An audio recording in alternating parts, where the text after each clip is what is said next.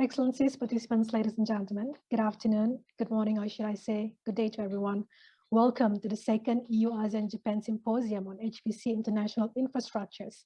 My name is Zurina Moktar from the ASEAN Secretariat, and together with Mr. Lucas Gayos, EU Deputy Head of Delegation to ASEAN, and Professor Satoshi Matsuoka, Director of RIKEN Center for Computational Science Japan, we will be co-chairing the symposium. On behalf of the organizer, I would like to extend our sincere appreciation and gratitude to all of you for participating today from wherever you are. For the past 2 days, we've been listening and learning so much about HPC-led development. And in this symposium, in this session, we are going to zoom into the specific initiatives forged through strong partnership between the EU, ASEAN, and Japan.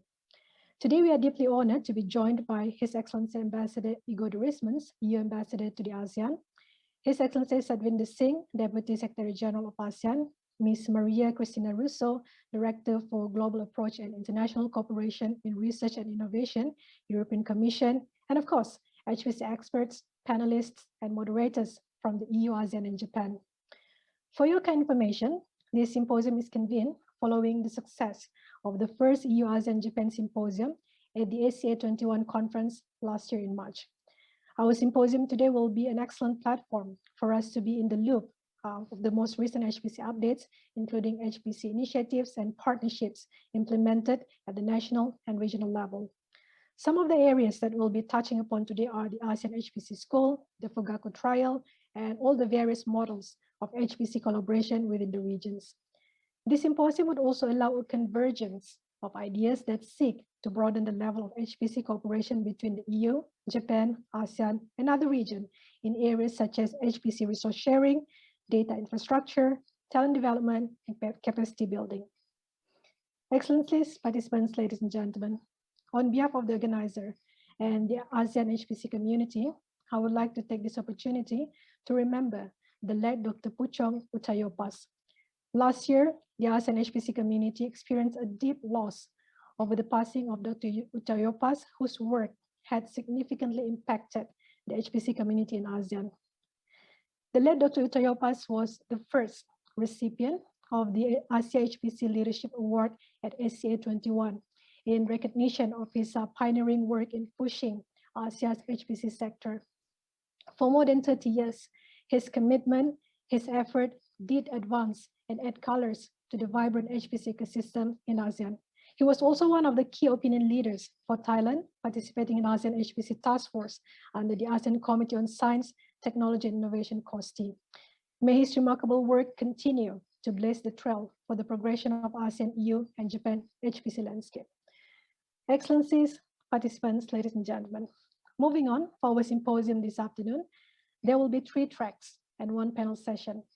Track 1 will be discussing the model for shared HPC ecosystem, challenges and benefits. Track 2 will be focusing on HPC activities in ASEAN, promotion of skills and capacity for the HPC community. Track 3 will be looking into HPC cooperation in tackling COVID-19. And finally, a concluding panel session titled The Benefits and Challenges of International HPC Collaboration. On top of these sessions, we will also hear from the EU Ambassador to ASEAN, the ASEAN Deputy Secretary General, and the Director for Global Approach and International Cooperation in Research and Innovation, European Commission.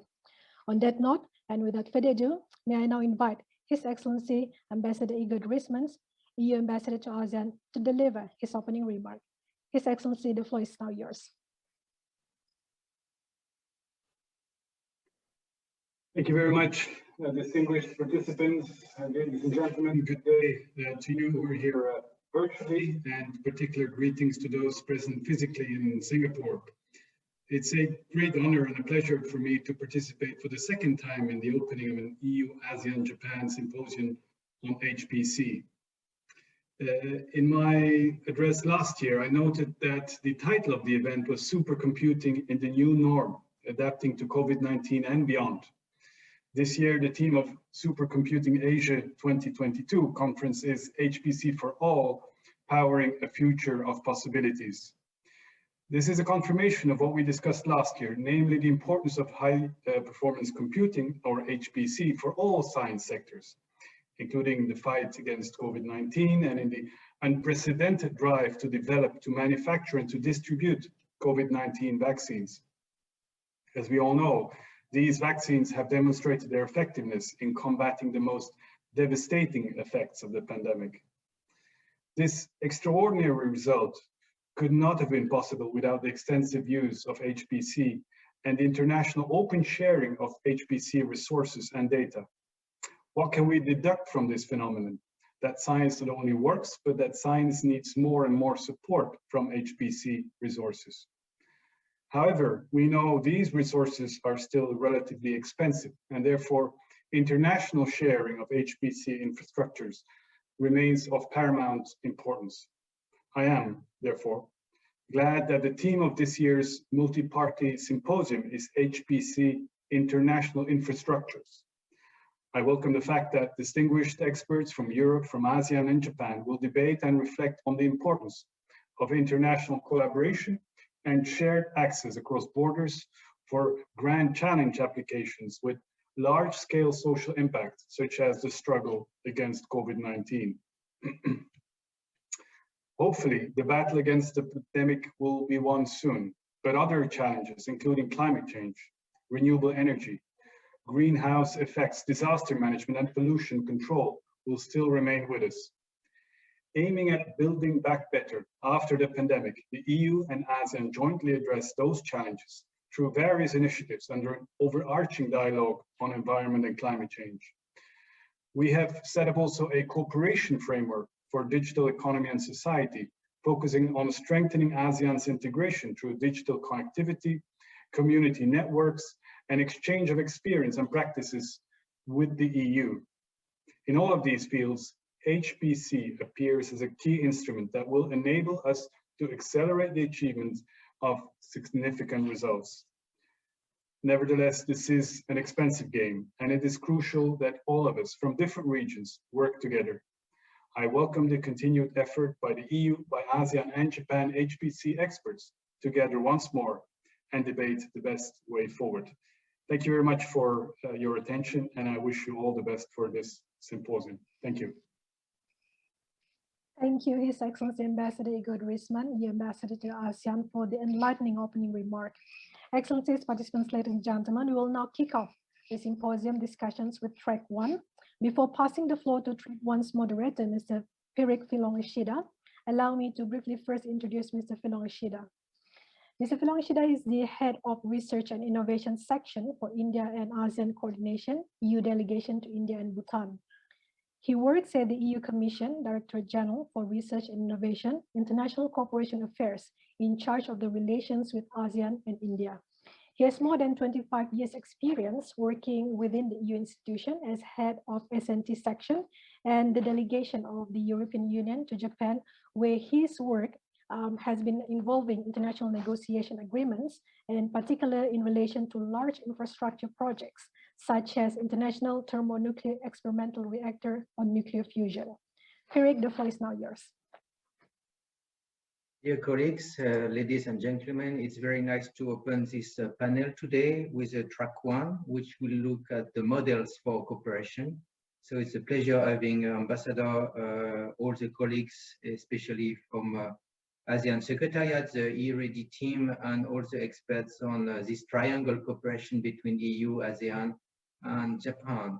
In this first panel, we have 3 distinguished speakers, and I'm very happy because 2 of them, I will see them again in the last session. So I will start with Mr. Anders Jensen. I will introduce you, and probably I will have to introduce you again. So Anders is head of the EuroHPC. He will explain this is a major initiative that started a few years ago and now is coming into action. So Anders has a very wide experience in the ICT sector, and I noted from your bio that you also work at NATO, which is these days a major actor in diplomacy. But today the topic is about HPC. So Anders, the floor is yours, and we are looking to understand what Europe is up to with this large initiative. Back to you, Anders, and thank you very much. Thank you very much for that. Thank you for that introduction. Yes, it is correct. I have a past, and my past colleagues are very busy at the moment, so which is unfortunate. But here we're dealing with more peaceful things and broad collaboration, which is really good. I want to take the opportunity to give you an update on the EuroHPC joint undertaking and how we're progressing with that.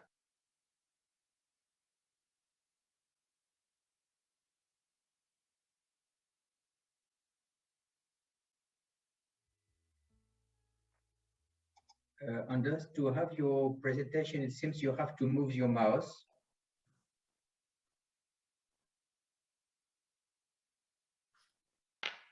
Okay, excellent. Thank you. So the EuroHPC joint undertaking, just very quickly, the initiative was created. The joint undertaking was created in 2018. However, and a lot of work was done. We became autonomous in September 2020. And with that really started, that's where really the acquisition of infrastructure started. The Commission had done a great work leading up to it, which meant that I could join as the executive director and sign for a total of 7 supercomputers. Not many people get to sign off on that in such a short period of time. That was quite exciting. We're headquartered in Luxembourg, lovely little country in the middle of Europe, and for the longest time we've been constrained because by the regulation that founded us limited the amount of staff we could have. This has all changed, and that's really the exciting things that's changed since I had the pleasure of presenting last year.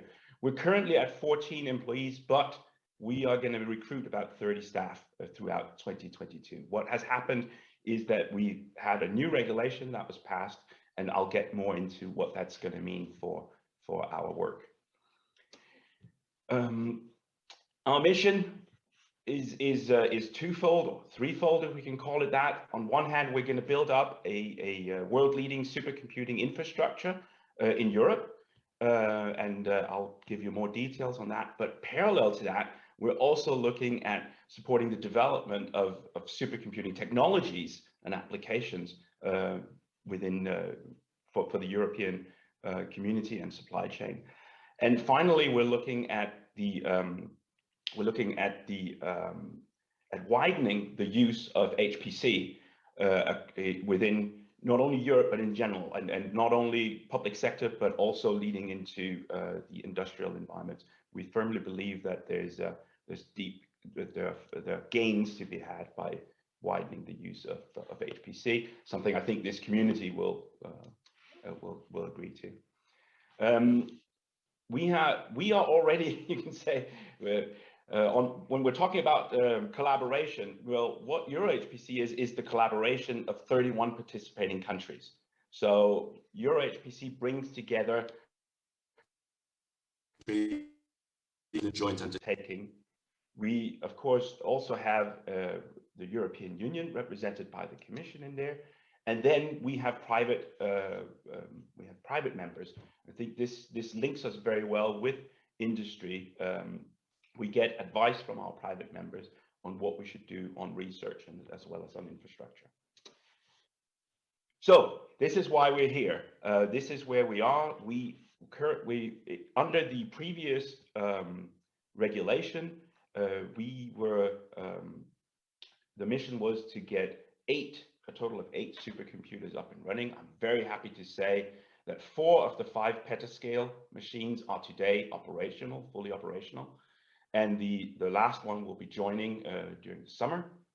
On the pre-exascales, we have Lumi in Finland. That is where one partition is operational at this point in time, and will be fully operational over the summer. It will be joined by Leonardo in Italy somewhere over the summer in the second half of this year. And then we're finalizing the bid evaluation for the 3rd supercomputer pre-exascale machine, which will be installed in Barcelona also known as Mare Nostrum 5.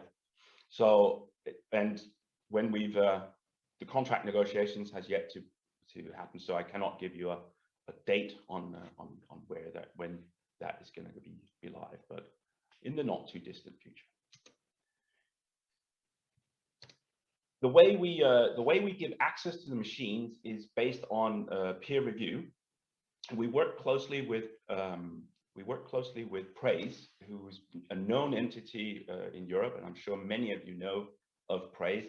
The model that they've put in place for the past use of many of the supercomputers and collaboration within Europe, we are piggybacking on that, and this is how we're doing the reviews when applicants wish to have access to our infrastructure. If anyone wishes to have more information on that, there's documentation on our website and on the conditions for application. But essentially, an application gets put in, it gets peer reviewed, and access gets granted. Now, all of this is of course in its initial phase because the infrastructure is coming online. So we've had our first regular access call, and we're finalizing that. So we should be granting access, the first set of regular access, very shortly, and then it will be rolling every 3 months. We will be reviewing and granting access to the growing infrastructure that we are managing. On the research and innovation activities, we also have quite a significant agenda, ambitious agenda. We're looking into both technology behind HPC. We're looking into better use of the equipment and applications for it. And we're also looking at industrial codes, how to better those. Those are all projects that we are funding through in the past the Horizon 2020 framework, and in the future we're going to be supporting both the Horizon Europe, but also Digital Europe and Connecting Europe programs. Last but not least, we've set up the EU for the EU Masters program. So this is a Masters program, a pan-European Masters program for HPC, which we're in the process of rolling out, led by the University of Luxembourg and a large consortium of European universities behind that. And then I alluded to the new regulation. This is really exciting. It came into place in September last year, and we're governed by a governing board with 31 participating states in it. Of course, a lot of discussion has been going on and is still going on about how exactly we're going to be executing on the ambitions that are stated in the regulation for the coming 7 years. In broad terms, this is the funding that's been allocated. So we will spend about 2 billion euros, further increasing the infrastructure within Europe. So we will continue to invest in machines. We've already put out the call for the first exascale machine for Europe, and we should be starting that work in the coming months. We are going to continue on Horizon Europe, and within Horizon Europe on the technology development in around our European Processor Initiative applications as well. And most importantly, you'll see international cooperation there.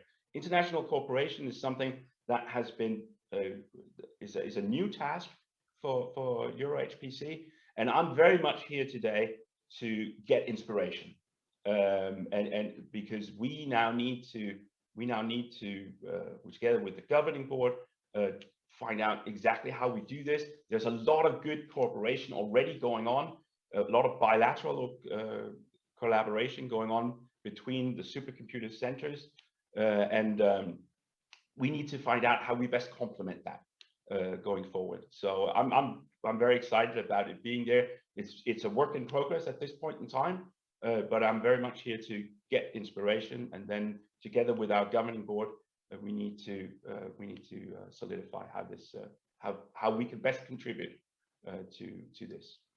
on connecting, in the Connecting Europe part, we're going to be looking at the connectivity between all of our machines. And then finally, and last but not least, on the infrastructure side, we've also been tasked with getting into quantum. So we will also be looking at getting a quantum infrastructure set up for access. So this is what's in the immediate future. More supercomputers for Europe, an exascale, quantum computing, and then basically continuing the work that we started and that the Commission started in 2018, and that we've been doing for the past couple of years. And with that, I thank you for your attention.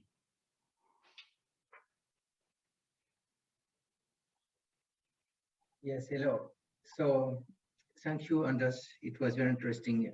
Even I know EuroHPC, I learned a lot, and I realized indeed that you have more countries than EU member states. You have 31 countries.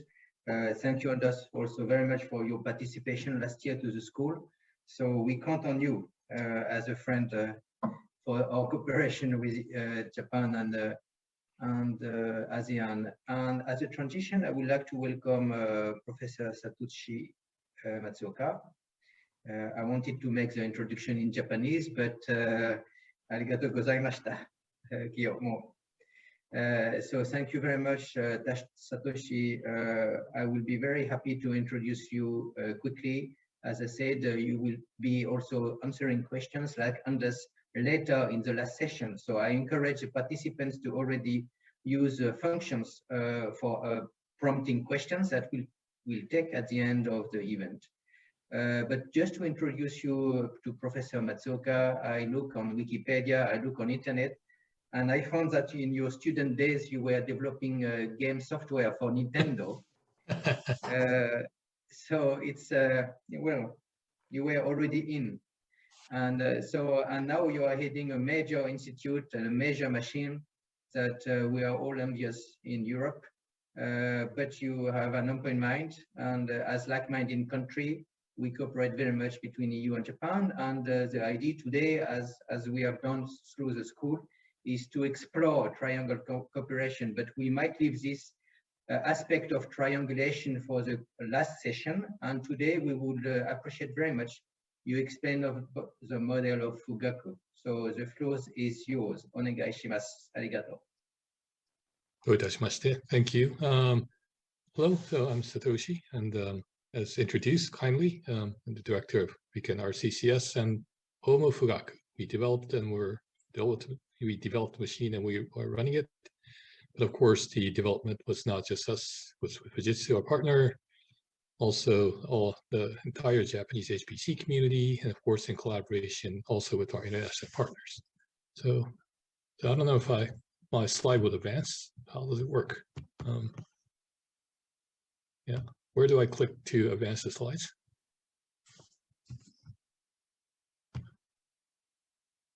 Or shall I say next slide, please?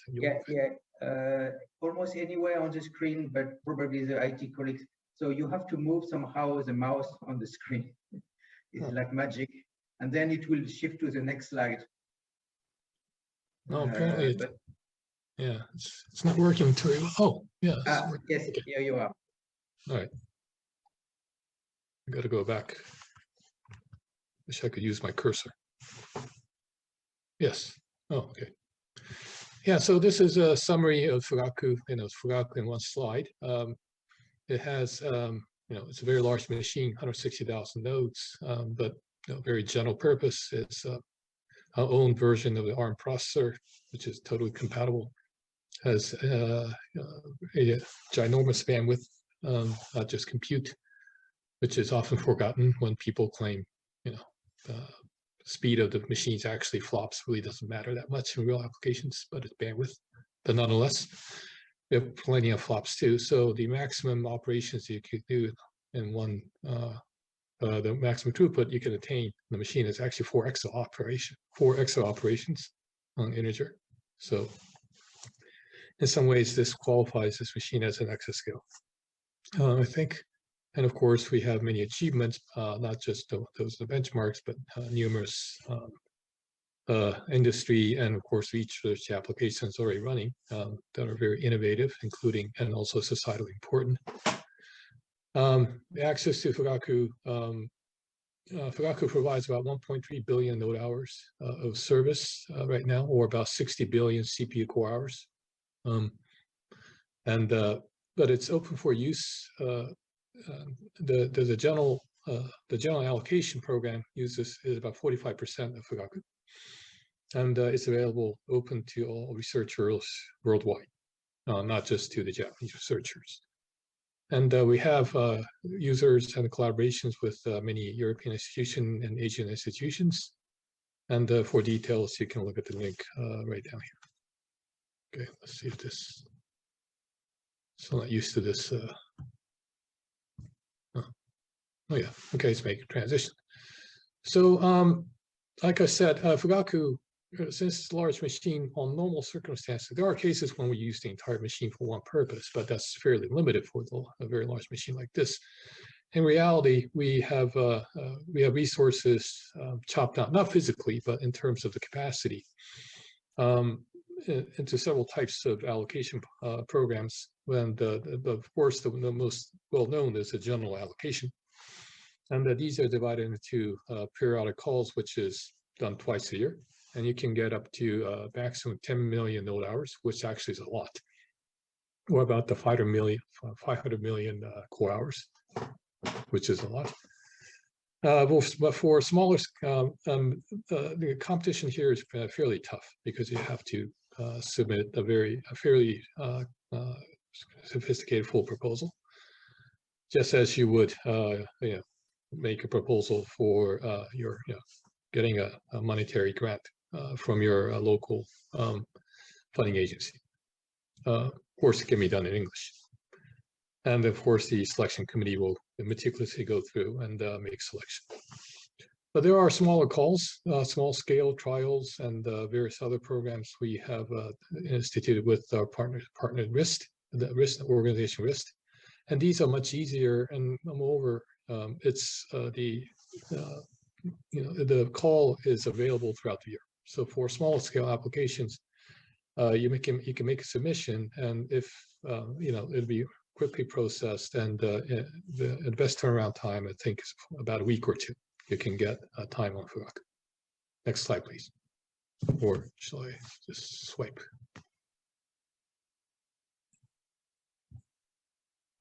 I'm not getting it. Okay. So, oops.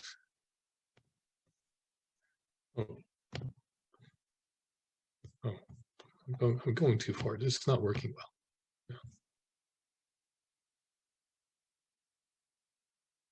Right. What's this? Okay, so for the general call, there are already international users. There have been about 259 accepted projects in total for the general allocation, and of which 23 are from by the PIs from abroad. Many other calls also contain users from abroad, but these are calls that are made by PIs who are situated abroad in other countries. And you can see here that Singapore actually is number one, and also India is number two, and Saudi Arabia is number three. So we got a significant percentage of users from Asia, Eurasia, India, Middle East, essentially the greater large Asian areas. And of course, we got users from France and Korea, South China, Germany, but very you might think small number. But for US and also for European countries, we have some major alliances or MOUs with the major centers and research partners. So many of those uses from these US and European countries actually are done through those or through the partnerships. So the actual usage from those countries are actually far greater than this. So all in all, you can say that Fugaku is being used fairly extensively by international researchers. And well, of course, we want to try to enhance that. So, RIST, better get a hang of this.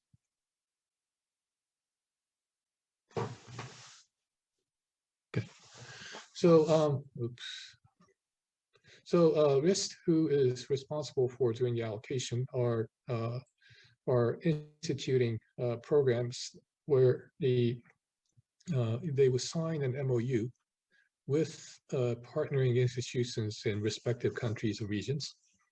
And then what would happen is the resources will be reserved exclusively to that particular agreement. And then the selection committee will be also formulated jointly between that agreement partner and also the selection committee domestically we have here in Japan.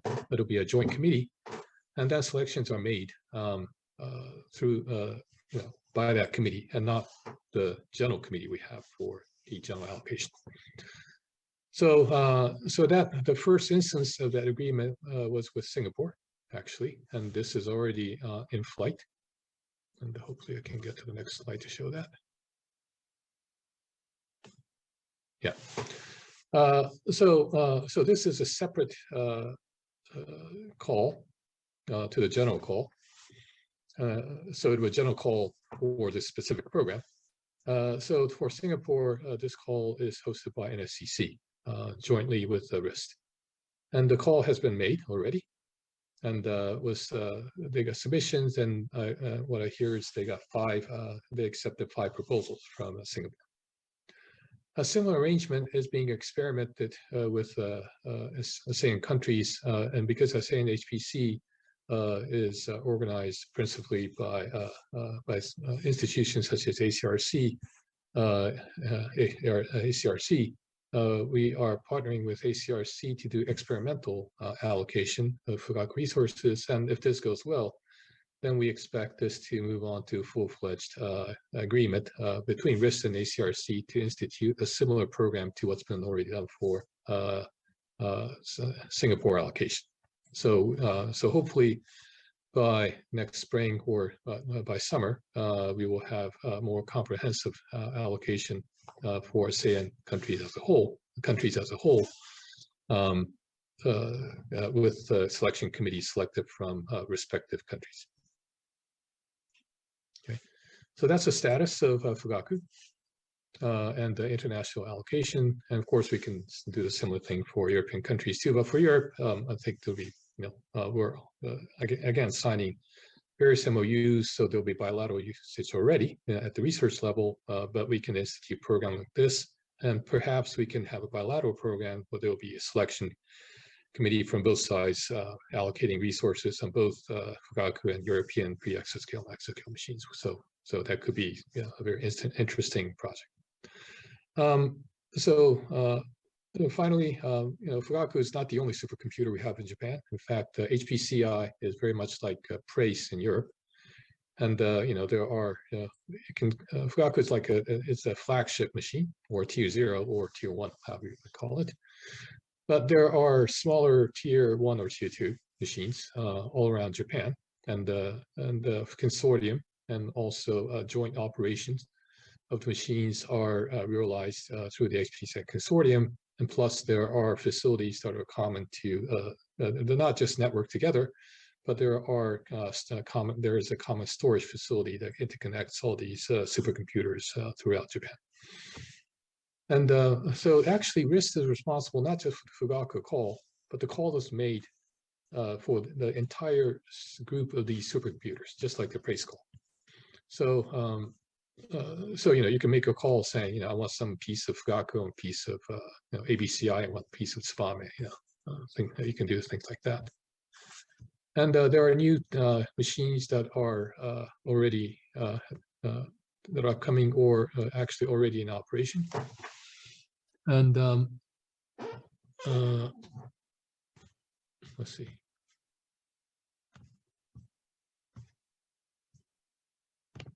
Yeah. So here are some of the new machines that have come up.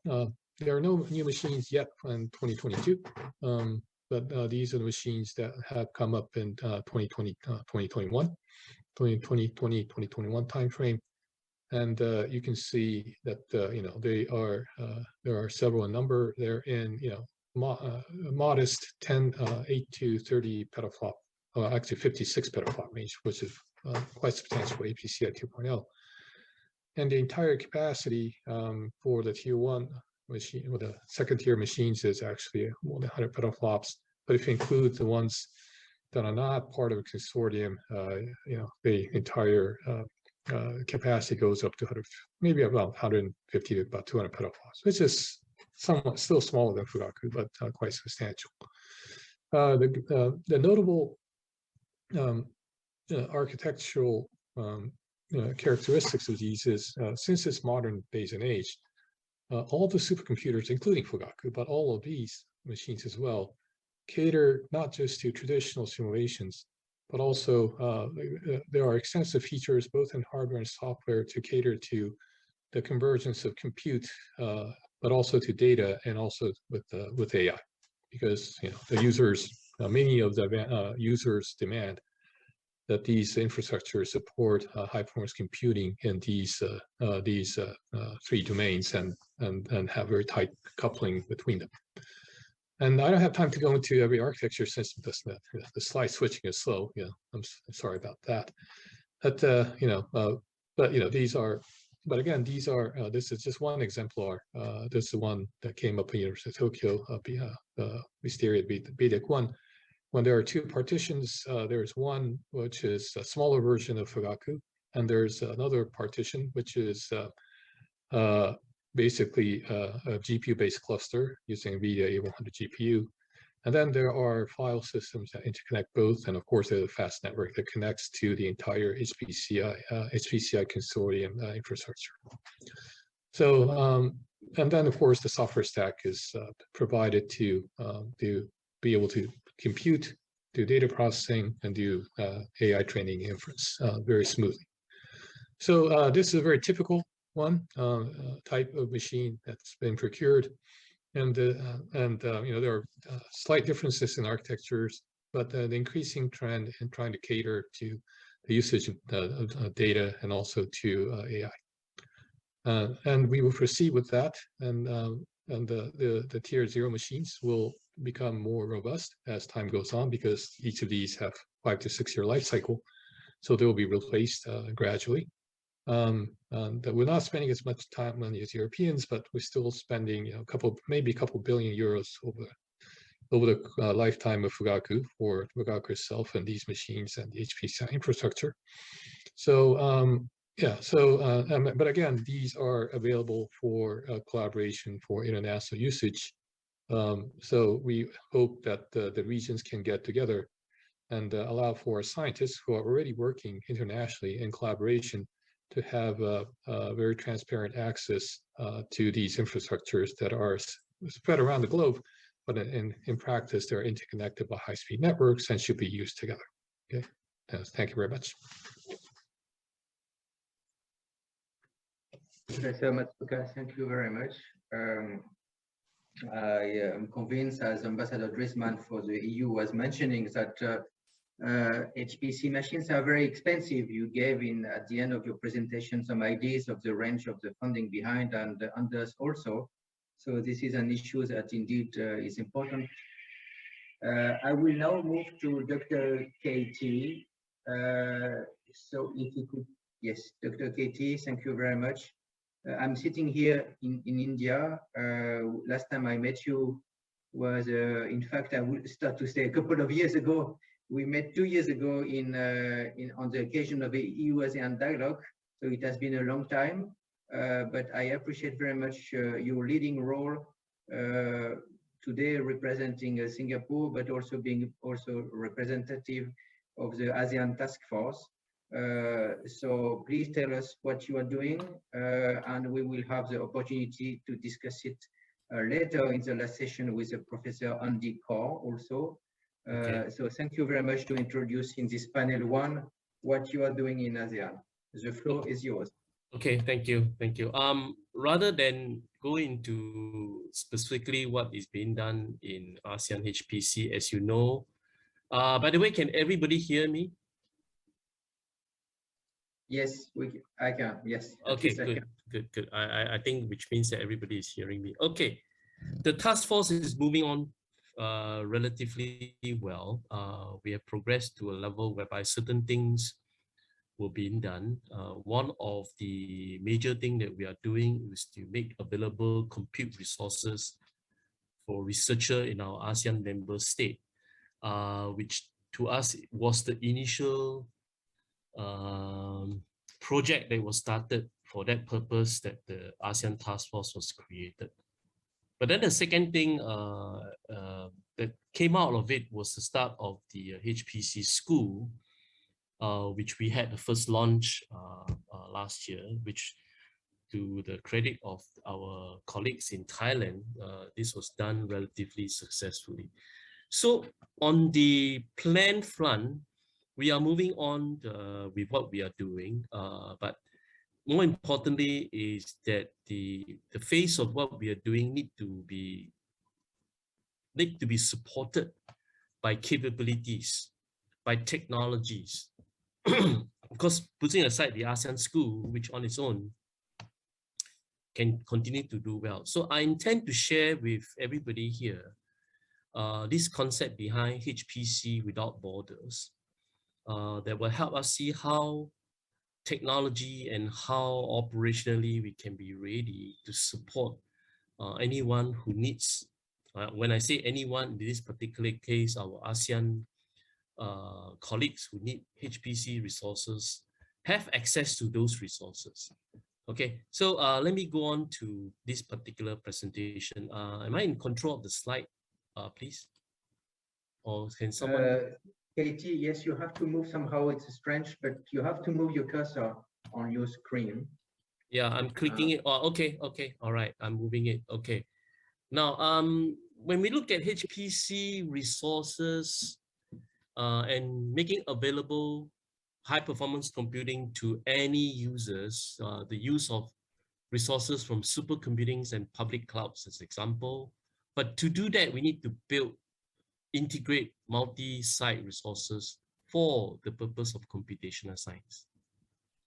And obviously, to technically make it available is to develop a platform of sort, okay, that will enable seamless identity management and workload.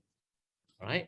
Now, if I look at where we are today, I mean, around the world, Singapore particularly, limited land, limited power in terms of electricity to support exascale type of capability. Obviously, our colleague from NSCC is moving in that direction slowly but surely. And then if you look at the other supercomputers around the world supporting huge research capability, you have Fugaku, you have the ORNL frontier system, and proudly our very own NSCC 2.0. But when you look at the fact that most compute resources are most of the time above 90% utilization, so there's this occasional need to run extra computing at scales not available. Even extra computing, let alone extra computing at scales that's not available, right? So our intent is therefore to overcome this kind of limitation. So how do we do that? I've initiated by forming relationship with other supercomputing centers. Classic example is Fugaku. I have a great friend, Satoshi, Dr. Satoshi, who is actually online and who is doing presentation here. We've been working closely to see how we can make Fugaku available to others outside of Japan, outside of Fugaku, right? So in doing so, we need to explore ways. I'm not talking about just relationship ways. I'm talking about technical ways, operational ways to allocate compute resources on demand and to account for each utilization, of course, right? And as I mentioned before, building platforms for similar experience. Now, of course, the issues we need to address are identity management, secure access, workload submission, blah, blah, blah. The whole load of things that you look at when you set up a supercomputing center, okay? So grid computing was initiated, but not done right. So we're going to fix that moving into the future. Now, ASEAN HPC Task Force, if I may recap, the original intent was really to create opportunity for technology capabilities. We're trying to do that, right? And in doing so, we deepen ASEAN connectivity. I think we have successfully begun to look into it, and we have successfully established good relationship. We have progressed well, and I mentioned earlier on the MOU that ACRC and RIKEN has signed in April 2020, leading us to now work towards it. Now, the rest of the slides, if I were to go through it, you will see that it's a bit technical, but hope you bear with me. So there are ongoing studies and projects that we have using the global GFARM global file system, all right? And using some piece of software that I created, obviously it's built from scratch, called Supercomputing at Your Fingertips, or SCARF platform, all right? And we can talk a little bit about it more. And the ongoing work and ongoing proof of concept that we have right now to trial the use of supercomputing Fugaku as the available resources for ASEAN state members. And another idea which I came up with some time back, which I think is getting traction and fruition, is the ACRC private partnership supercloud concept, which is the PPSC, starting off with the relationship that I have established with Fugaku. A little bit on the global file system GFARM. It's a bit technical, but I can just read through it. For registration, authentication, or storage, registered storage pool for aggregate use is using a single namespace file system. And it allows user of any compute resources to authenticate and to access the file system, okay, through the linear file system, through the file system in use or FUS space.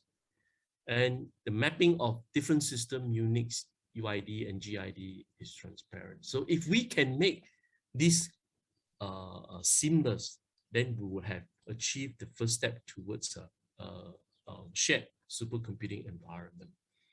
Okay, and further going into a bit more detail, login using GFARM tools, GFLS, and GFP copy. And the other site that the exact file system contains, we match that, upload into the file system, and using the job script, we use the GFARM tools and the fuse amount to stage in for the scratch file system, and output data can then be written back to the file system. All right, and the GFARM storage is good size. I won't say very big, but still 500 terabytes of storage made available. The network architecture is not difficult. It's fairly straightforward. There's a switch, single RAN switch. And between Singapore and Japan, we are fortunate to have two 100G link that will allow fast speed access, which allowed for high-speed file transfer, which allowed for high-speed jobs to be submitted, and so on and so forth. Okay. Now, what is SCARF? Now, I would set the stage for us to have a better understanding of what it is. It's a dashboard that shows the profile. It's a work job submission. It's a web-based file system, terminal window for advanced users. But then you ask this question, hey, KT, but we have all this. Yes, sure. But the more important thing is that SCARF allowed for compute users to submit job without having to know which supercomputing that job will go to, number one. Number two, with the basic framework that allowed an AI engine that we built inside, okay, to learn what you have submitted, because over time, this AI engine will come back and tell you, hey, Mr. So-and-so, the job submission you did, you do not need this kind of compute power, or you need more of the compute power because your previous job was successful or was not successful, right? And also the fact that SCARF allowed for pre-configured script. So it's auto-scripting in a way that allowed the users not to have to worry about having to sit down with the HPC technical people to look into the particular script that they need. All right. And now we are working closely with the likes of Wheel, which is the workflow engine that is offered by Fugaku. I don't want to go into detail, but basically the architecture consists of three areas: the portal, the platform agent, and of course the HPC or high throughput computing platform. I mean, I can leave it to you to look into the specific details, but it is a quite a very comprehensive design architecture to allow for us to move forward into the use of SCARF for compute sharing. Now, insofar as the PPSC is concerned, as I started with saying that we're establishing working relationship, and we will try to continue to do so. We've done that with Fugaku. My intention is to make sure that I establish further relationship with other users, other supercomputers around the world, so that we can have shared compute resources. I mean, we can look into policy. Obviously, we have to look into the politics and things, the legal framework per country if, that needs to apply, and so on and so forth. So if I put in place this internal architecture that allowed the single platform with multiple supercomputer architecture, then I should be able to work across to their right side with all the relevant supercomputing centers that I hope to establish working relationship with. All right. So I know it's a fairly short presentation, but I want it to be short and sharp so that I get your attention and then maybe able to respond to any questions. Thank you very much for your time. Katie, thank you very much. About SCARF, you explained, we will also discuss it later, as I mentioned in the last session, but it was already very comprehensive, what you are doing in Singapore, opening it at the ASEAN level, doing it also with Japan, and hopefully soon also with Europe. So I would like to thank you, and I would like to thank you for the work all those years that we still have to continue, including with the school. Actually, I will now pass the floor to my colleague, Mr. Gajos Lucas. He's Deputy Head of Delegation. We have the pleasure to have the support of the Ambassador Driesmans. So Lucas is working in the same office, at our office in Jakarta to the ASEAN Secretariat. He is always responsive and willing to help on our technological area, even though in his job for the EU, he covers many fields. So Lucas, the floor is yours to also, I am handing you, because we are doing this conference online, I am handing you with a right, we are still on time, actually a few minutes. So I hope you still preserve a watch on the clock. The floor is yours, Lucas, for your track. Thank you very much. Back to you later, colleagues. Bye. Oh, thank you very much, Pierrick, for that kind introduction, and good day to everyone. Unfortunately, I'm no HPC expert, as Pierrick has already mentioned, but so far I found it very interesting and enlightening. So let us continue with track 2, and let us indeed try to stick to our schedule, a job that Pierrick has done so well. As you already know, the focus of the upcoming track, which is track number 2, is on HPC activities in ASEAN, more precisely on promotion of skills and capacity for the HPC community. And without much further ado, let us welcome our first speaker, Dr. Fabrizio Gagliardi, who will introduce the latest updates on the ASEAN HPC School, outline its future plans. Just a short introduction about Dr. Fabrizio Gagliardi. He is an eReady Senior Advisor. He's also a Senior Strategy Advisor at the Barcelona Supercomputing Center.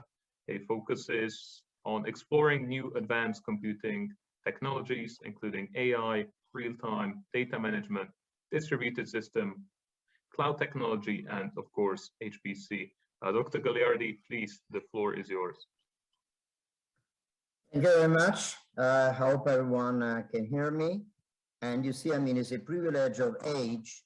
When you get to my age, you are advising the rest of the world on everything, not be necessarily expert to all those things. But, you know, thanks for the nice introduction. So like my colleagues has done before in this event, let me immediately start with a couple of words to remember our, beloved friends and inspirator, Professor Puchong Utayopas, who, I mean, going back to the last talk by our good friend KT, he mentioned that this time is trying to do the grids in a good way, the grid right. Now, Puchong, with other colleagues like me, he started the Thai grid in the early 2000s, so more than 20 years ago. And it was already working pretty well. I mean, we managed to do the computing for the Large Hadron Collider at CERN, so it wasn't too bad. Now, I do hope that, more than 20 years after, KT and all of us, we can do it better. So anyway, I'm not going to say more about Puchong. He is in all our heart and memories, and his vision will continue to inspire us moving forward. So now going to the to what I have to report and explain to you in a very short time, allotted to me, is the school, the ASEAN, the ASEAN EU-Japan school that we ran last year, which was very much inspired and really implemented with the support of Puchong. At this very symposium last year, we presented the idea and the reasoning behind running the school. Let me move to the next slides. The next slides. Okay. Too fast. Can I go back? Yes. Yes. Okay. So, so the encouragement they will receive all the way to His Excellency the Ambassador encourage us, to go ahead, and we did run the school shortly afterwards. So it was a big rush, July the 5th, the 9th. Okay. Correct. And that is, well, that was the poster of the school. Now, the school, without going in too many details, all the information is in fact available on the school website. It was a big success in many ways. Let's say in all possible ways, you can measure the impact and success of a training exercise. We were swamped by the application. We could only open the application for 1 month, actually less than 1 month. And we were opening the application for 60 students. The school was run virtual because of the reason we know, and we were swamped. So we received a tremendous amount of application. The second surprise was the quality. Despite, of course, the variable maturity in high-performance computing among the 10 ASEAN member states, we were impressed. There were basically no major difference in the quality, all very high quality, more than we could ever expected. That was, of course, also very much depending on the fact that we could set up a very attractive program where we had a top expert from around the world and a very in-depth presentation and demonstration of Fugaku that now, we have seen through this event present, different aspects. And at the end of the school, we received feedback directly and also through a more analytical action with a questionnaire. And we were so successful that, we had to push quite a lot of students either to attend virtually or the people who really, virtually as a passive student, so not be able to integrate in the practical part of the school, or encourage the student to connect to a senior school later on in the year, which was on a completely different time zone. And again, I was surprised that quite a few students really spend, they were up late at night to be in the other school. So let's see if I know. Yes. Okay. So the target audience, well, we already said, was the top 16 applicants from the 10 member states, and we were somehow targeting university students from undergrad to postdoc, and even young faculty members, researchers, engineers, in the early stage of their career.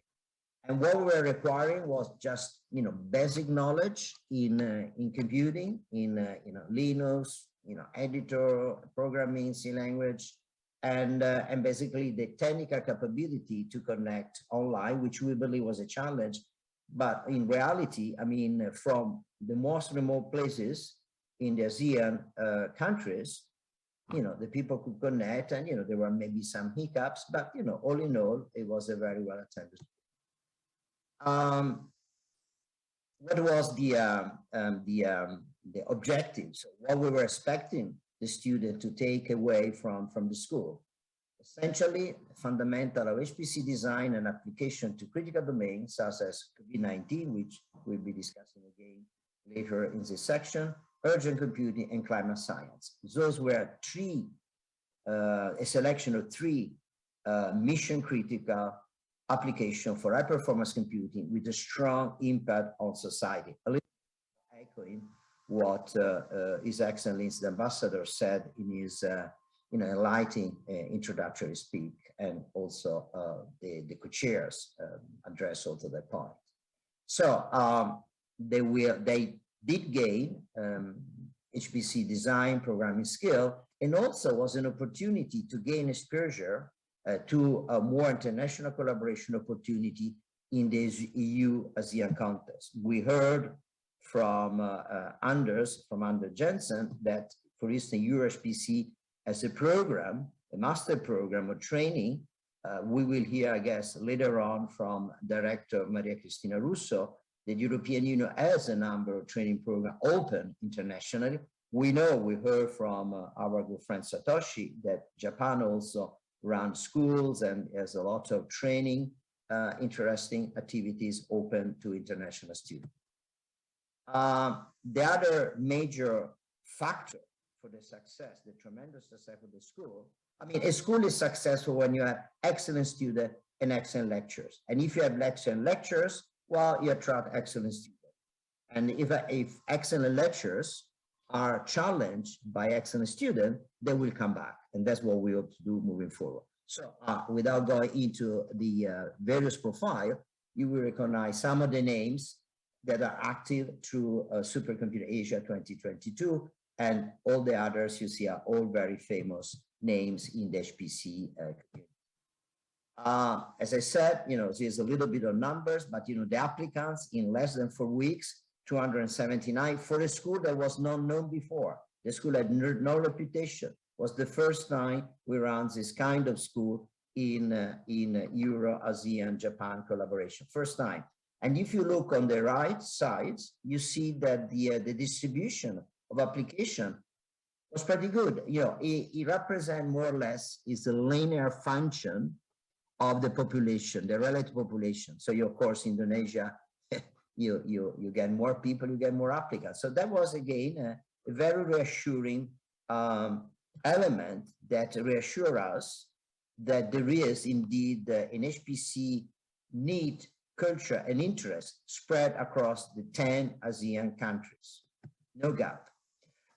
We accept the 60 applicants. Of course, the distribution, geographic distribution reflect more or less is a function of the geographical distribution of the applicants and a pretty good gender balance, which again, I mean, that was not forced. We didn't give much of a priority to female against male. So that was a natural kind result of the selection, which again was very reassuring for us.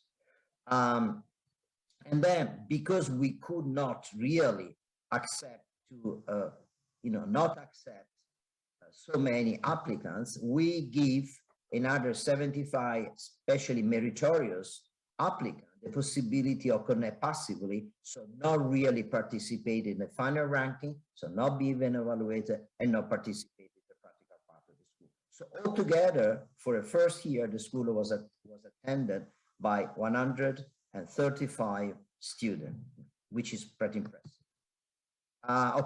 Without going into too many details, at the end, We ranked the student, and you can see again there is a very good distribution, and they did extremely well, to the point that we decide to offer the student a slot at the next edition of the school that we hope to be able to organize by the end of this year.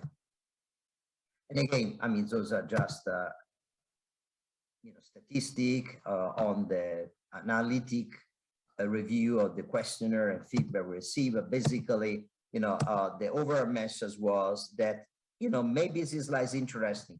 That some students appreciated the flexibility of connecting remotely, but let's say the large majority really appreciate the opportunity to meet together, mix with the luminaries from all over the world, mix with other students, do all this kind of social networking that is as important as the technical learning you do there. So that's why we now hope to be able to run the next school at the end of this year in presence, and it would be in Bangkok.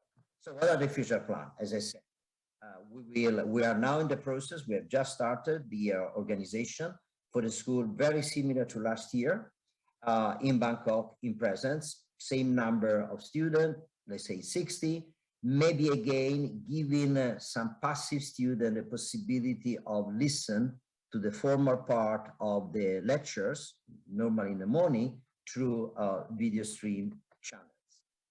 Very similar in plan, in subject. We may be going deeper and going parallel, again, following the feedback of the students. So rather than having all the students attending all the lectures, after a global initial course at the beginning, which is common to everyone, spending day 3 and 4 in parallel tracks according to those particular critical applications that we already had covered last year.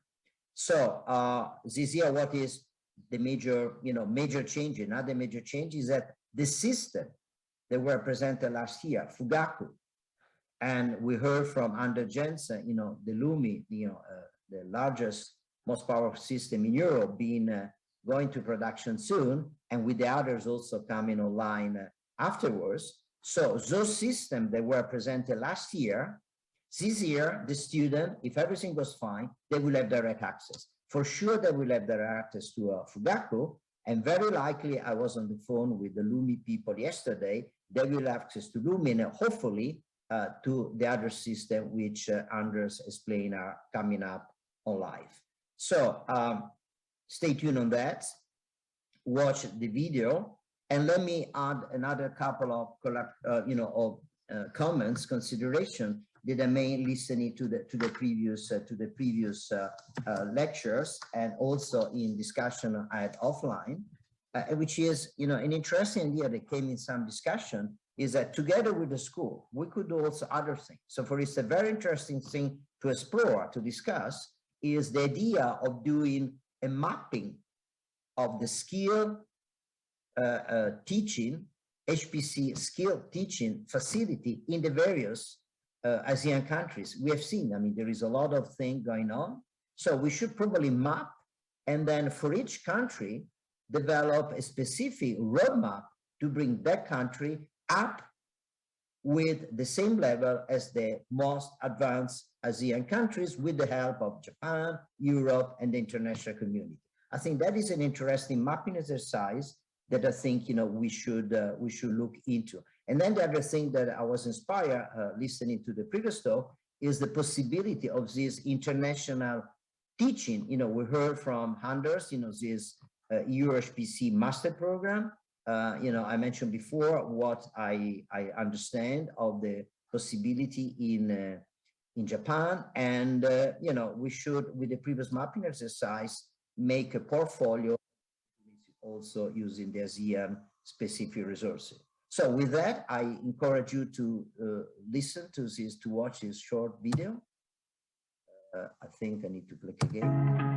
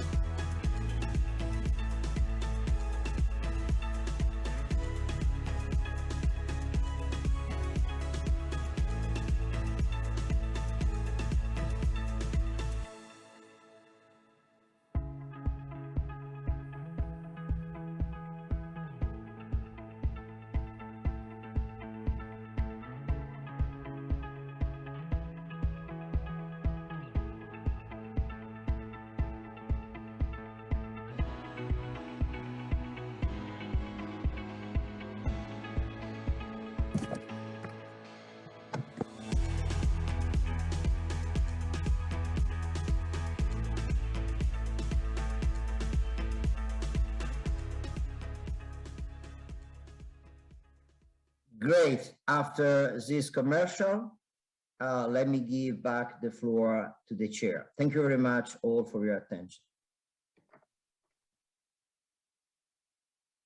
Thank you very much, Dr. Gagliardi, for summing up all the achievements of the first HPC school, and we look forward to the second one, as you said, hopefully towards the end of this year in Bangkok. Let me move on to our second speaker, and that is Dr. Zurina Moktar, who will speak to us about EU-ASEAN-HPC dialogue. You may recall that Dr. Zurina Moktar spoke to us at the very beginning of today's sessions, but let me just briefly introduce her once again, perhaps just to refresh your memories. Dr. Zurina Moktar is the Assistant Director and Head of Science and Technology Division at the ASEAN Secretariat. She has more than 13 years of proven track record in STI, capacity development and sustainable development at the national, regional and international level. Dr. Zurina Moktar, please go ahead. The floor is yours.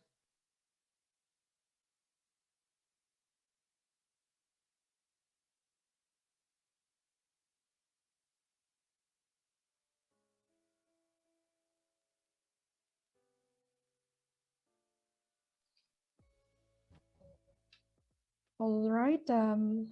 Thank you, Mr. Lucas, for the kind introduction. Hello again, everyone. For the next 15 minutes or so, I'll be sharing about ASEAN as a regional bloc's journey in riding the HPC supercomputing momentum. And later, I'll be zooming into the specific initiatives in ASEAN that promotes HPC skills and capacity development. Let me just try. Okay. Right. So more precisely, three things that I will be touching on today are, number one, the overall ASEAN HPC landscape, which I think had been well discussed and well summarized by Dr. Katie in the first track. And secondly, I'll be touching a bit on the main challenges holding back ASEAN HPC adoption and opportunities that we are currently tapping into. And finally, our future plan for ASEAN HPC. Okay, so for the past 2 days, we've been listening to HPC latest development and how fast supercomputers has become. When we are talking about supercomputers, we cannot avoid not talking about the computer speed.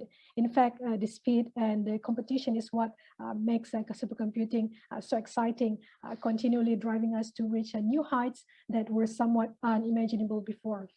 If we look at the distribution of 500 fastest supercomputers, we can instantly see how China and the US continue to dominate HPC scene, and how Japan's Fugaku, developed by Fujitsu, and RIKEN, that has been well explained by Professor Satoshi, had defended its title as the world's fastest supercomputer. While China, US, Japan, they are the not unusual suspect of supercomputers. If you can see down there, it is also worth to note that our ASEAN homegrown supercomputer system made it to the list. Singapore A1C was ranked 152 out of 500 top supercomputers in November last year. For the record, A1C is not the only supercomputer system from ASEAN featured in the list. Past years have seen supercomputers from Thailand, Malaysia, and other AMS made into the list. Well, admittedly, Singapore seems to be the only ASEAN member states that manage to consistently place themselves in the list from time to time. Well, of course, top 500 is just one way of screening the latest speed and development of our HPC. There are other avenues that we can look into, but the point that I'm trying to make here is that despite the very steep competition, and although ASEAN HPC is not yet matched the development of China, Japan, and the US, the overall HPC landscape is growing even stronger each year in ASEAN. This is manifested by the recognition given by the government, the Higher Education Institute, businesses, and even ASEAN itself as a regional bloc, right? Moving on. Okay, if we take a step back and revisit ASEAN Foundation, it is clear to us how ASEAN is made out of 10 member states with different stages of development, different economic status, and different priorities. But that does not stop ASEAN from progressing together as a region. Being established as a political security pact in 1967, ASEAN set its sight on three things. One is on accelerated economic growth. Number two, social progression. And number three, cultural development together as a region. So if you look at the current population, it stands at more than 7 million people with a GDP of USD 9.7 trillion. If ASEAN were a single country, it would have been the seventh largest economy in the world. Indeed, ASEAN has an enormous potential in adopting HPC, and our strength rests in our strong partnership, both at the multilateral and bilateral fronts. When the world storm our way with new technologies, of course, there are member states who can take up new technologies more rapidly compared to the rest of our member states. But given our shared goal and regional outlook on economic progression, we do not let ASEAN member states being left too far behind. And speaking of HPC, so far I can safely say that 7 out of 10 ASEAN member states do have the HPC facilities in the countries. Okay, there you go. So these are just some examples of HPC that exist in ASEAN. We do not have the exact data of how many HPC or supercomputers are there in ASEAN region, because as you might already know, not all supercomputer owners want to make the system publicly known. The point that I'm trying to come to here is that ASEAN HPC community is gaining its momentum and adopting the technology through several platforms, as what I mentioned earlier, through the government initiatives, higher education institute, businesses, MSMEs, and also startups. Just to give an example, Vietnamese automotive startup is now actively exploring supercomputers to train its autonomous vehicle. As in the rest of the world, all ASEAN member states also making headway in applying HPC to respond to the pressing need in drug development and healthcare. I think this was made blindingly obvious when we first hit by the pandemic. So I think Dr. Rosen Apostolov will touch on this in more detail in the next track. Okay, moving on. In terms of HPC facilities and application, as with the rest of the world, ASEAN is following the stages and trenches of HPC application brought by the development of the sophistication and the speed of supercomputers. In the 70s, the application is more confined for the monitoring and forecasting of weather. And even today, modern day weather forecasting still rely very heavily, very extensively on supercomputers to crunch hundreds of millions of observations data and help make weather forecasting more accurate. Today, HPC applications spread in more areas like probabilistic analysis, code breaking, research simulation, and many more. The table here outlines just several examples of HPC facilities in ASEAN and its application. This was based on last year's data, and I'm sure we have even more now.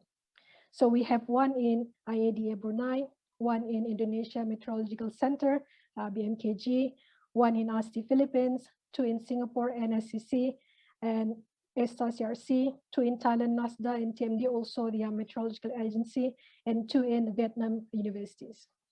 Right. Okay, now let's touch a bit on the challenges and the opportunities. Prior to devising strategies for HPC adoption, we need to first understand the nature and extent of challenges facing HPC community in ASEAN. In adopting HPC, of course, there are layers upon layers of challenges facing us today, from the cost incurred, technological capability needed, data security, cyber threat, environmental issue relating to the energy consumed by HPC, and the list goes on. But I would like to focus on two most pressing stumbling blocks for ASEAN as a region, one being the barrier to entry, and two being the technical capability.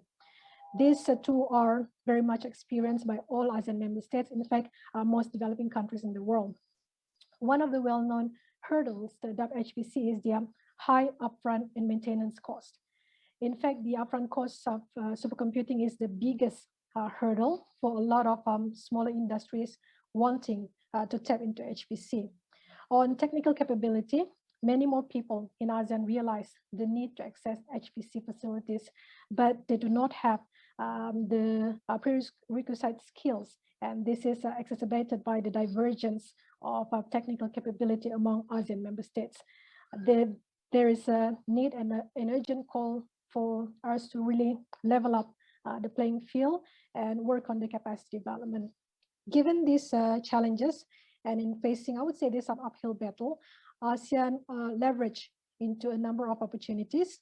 So of late, HPC received growing recognition by the government and regional bloc due to the rapid uptake by higher education institute, startups, MSMEs, and also the demand for these computing resources continue to rise as all these organizations strive to keep pace with supercomputing. More people tend to see that financing supercomputing equals to financing the future. Businesses, public sector, and researchers should have equal access to supercomputing facilities and services, and this would demand financial backing from the government and even from the region. Just to give an example, last year, Singapore's NSCC invested about $40 million, and Thai government invested about 18 USD million to develop the new HPC system. So in ASEAN, in responding to the need of capacity development, ASEAN, through some strong partnership with the EU and Japan, we are devising initiatives such as HPC School, which had been well summarized by Dr. Fabrizio, and the Fugaku trial has been explained by the Professor Satoshi. We also look into dialogues in making sure that we have equal opportunity to leverage on HPC. So we do not only look onto the HPC expert group, we take advantage of our vibrant young population and dynamic economy in gearing up HPC adoption and rollout among the younger generation as well. So the way we see it, ASEAN member states individually as a country and collectively as a region would continue to bolster its bilateral and multilateral partnership to venture on HPC. And our long-term goal is to establish the ASEAN HPC shared facility. Right. So given the challenges and the opportunities, ASEAN is charting its path to adopt HPC by instilling HPC adoption into the existing frameworks and action plans. So under the auspice of COSTI, we try to embed HPC adoption into our ASEAN Plan of Action, or STI, and its implementation plan that really outlines very specifically the action plan for 9 subcommittees under the purview of COSTI, and also the ASEAN Innovation Roadmap. So if you look at the broader ASEAN umbrella, we look into integrating HPC into our ASEAN 4IR consolidated strategy and its implementation plan, Bandar Sri Begawan Roadmap, and ASEAN-wide digital transformation agenda to accelerate ASEAN economic recovery and digital economy, ASEAN Comprehensive Recovery Framework, our comprehensive recovery framework that served as a consolidated exit strategy from the COVID-19 crisis.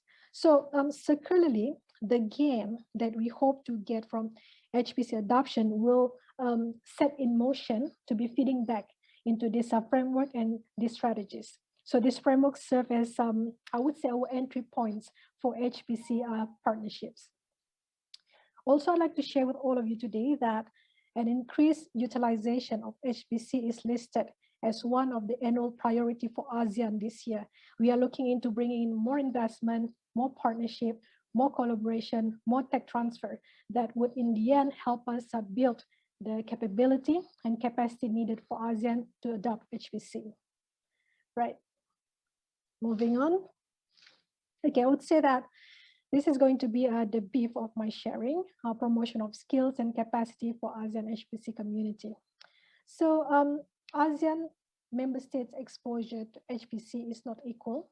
Member states like Singapore had already operated their supercomputers since many, many years ago. I think it was in 2016 or before.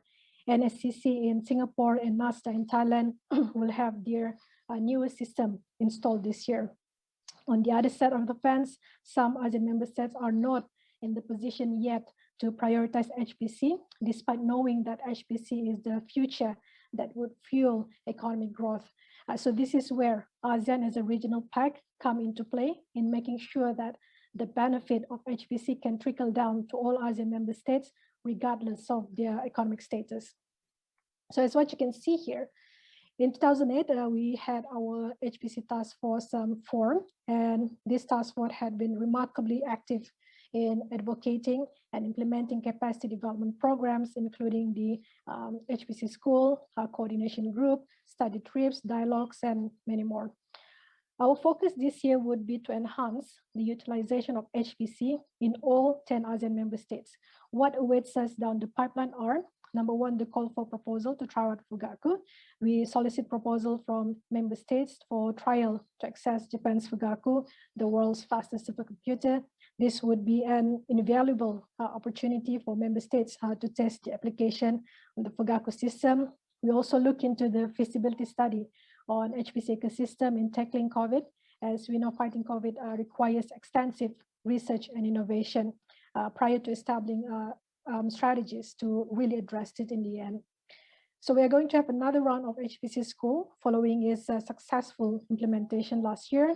So for the past years, ASEAN had been reaping huge benefit from its strong partnership with the EU and Japan, especially in emboldening the capacity and capability, not just among the ASEAN HPC expert, but also equally important to instill this skill among the younger generation. We would like to continue to tap into this kind of strategic cooperation in rolling out HPC. We would like to stand on the shoulders of the giants and learn from the best practices. This year, we would like to expand HPC collaboration beyond EU and Japan. We've been communicating with China, and hopefully there'll be more capacity development program to be materialized in the future. So with all this collaboration, tech transfer, partnership, and experience under ASEAN's belt, in the long run, we hope to be able to establish ASEAN shared HPC facility, a facility that would allow all 10 ASEAN member states to ride on the HPC momentum. Right. So as I said earlier, HPC skill and capacity development is targeted not just to the expert group, but also among the younger generation who will be taking the lead in the digital economy era. These are just two examples of initiatives aiming at capacity development, but leveraging on different platforms as well as different target audience, ASEAN EU Coordination Group and ASEAN EU HPC School. So realizing that ASEAN may not withstand more data with no more computer power, we need to have this kind of synergy that would strengthen our capacity and capability to adopt HPC. On the whole, ASEAN sees HPC as a tool to build up not only the foundation for scientific, but also industrial and societal advancement, which will in turn get translated into economic growth. So I think I'll stop here for now. I look forward for the Q&A session at the end of this track. Thank you for listening. Oh, thank you very much, Dr. Moktar, for offering such a comprehensive overview of HPC in the ASEAN region. We'll now move on to our third speaker, to Professor Tan Tin Ooi, and his presentation will focus on supporting HPC and Singapore, supporting HPC in Singapore and abroad. Professor Tan Tin Ooi is the founding director and current chief executive of the National Supercomputing Center, also known as NSCC Singapore, which manages Singapore's first national petascale facility. He is an associate professor of the Department of Biochemistry at the National University of Singapore and is well known in the bioinformatics field. Professor Tan, please, the floor is yours. Thank you very much. It's an honor to be here to represent Singapore, to share with everyone here some of the difficulties that we have gone through, the challenges that we have overcome in Singapore in order to put Singapore's flag into the HPC landscape. Supporting HPC in Singapore and abroad. Who we are? We are the National Supercomputing Center of Singapore, NSCC. Our responsibility is to be part of Singapore's national research infrastructure. And we are funded by the National Research Foundation of Singapore in order to provide and provision for high-performance computing resources for our research community in academia, in research, and of course, to support our industries in a pro-business manner. Our resources are now made available to all Singaporean universities, research institutes, government agencies, where there are a lot of research centers being set up, and of course, small and medium enterprises, as well as large enterprises operating in Singapore. As you know, our population is relatively small relative to our larger ASEAN fellow member states, but we try our best to ensure that our resources are made readily and easily available to all our stakeholders in Singapore. Recently, we have had the opportunity to upgrade our high-performance computing infrastructure in order to support future research demands, from Aspire 1 to our next generation supercomputer, Aspire 2, and beyond. Our Aspire 1 supercomputer, the code name for Advanced Supercomputer for Petascale Innovation, Research and Enterprise, was launched in December 2016. And we have been operating it for the last 6 years to serve almost at maximal capacity. Regularly, we have 95% utilization of our supercomputer, which is at a petaflop scale. This 1 petaflop system, launched in 2016, will very soon be upgraded by 2025 to 10 and beyond that 20 petaflops. Our current Aspire 2A system will be followed very soon with an Aspire 2B system. And as you know, the biggest bang with the buck comes from buying later rather than earlier. So we have a provision for the resources to match the demand that comes from our community as closely as we can. So as I said earlier, our 1 petaflop system, which we achieved in 2016, will now be upgraded to an 8 to 10 petaflop system in aggregate. And I will show you in a short while what it comprises of. And so our roadmap towards the next few years going forward will involve us upgrading to the level where we can reach hopefully double-digit petaflop capacity in aggregate. Our Aspire 2 architecture will now involve an HPE Cray XE system, clocking in something like nearly 100,000 cores. Of course, you have heard from Professor Satoshi Matsuoka's talk earlier. This is nothing compared to what he has. Our accelerated nodes of GPUs are only standing at something like 352 A100 GPUs. Of course, not as much as what the Thai Supercomputing Center will be adopting very shortly. So we actually are in very close communications with our ASEAN partners, including our friends in Thailand. And we exchange notes and we make sure that our progress is closely coordinated.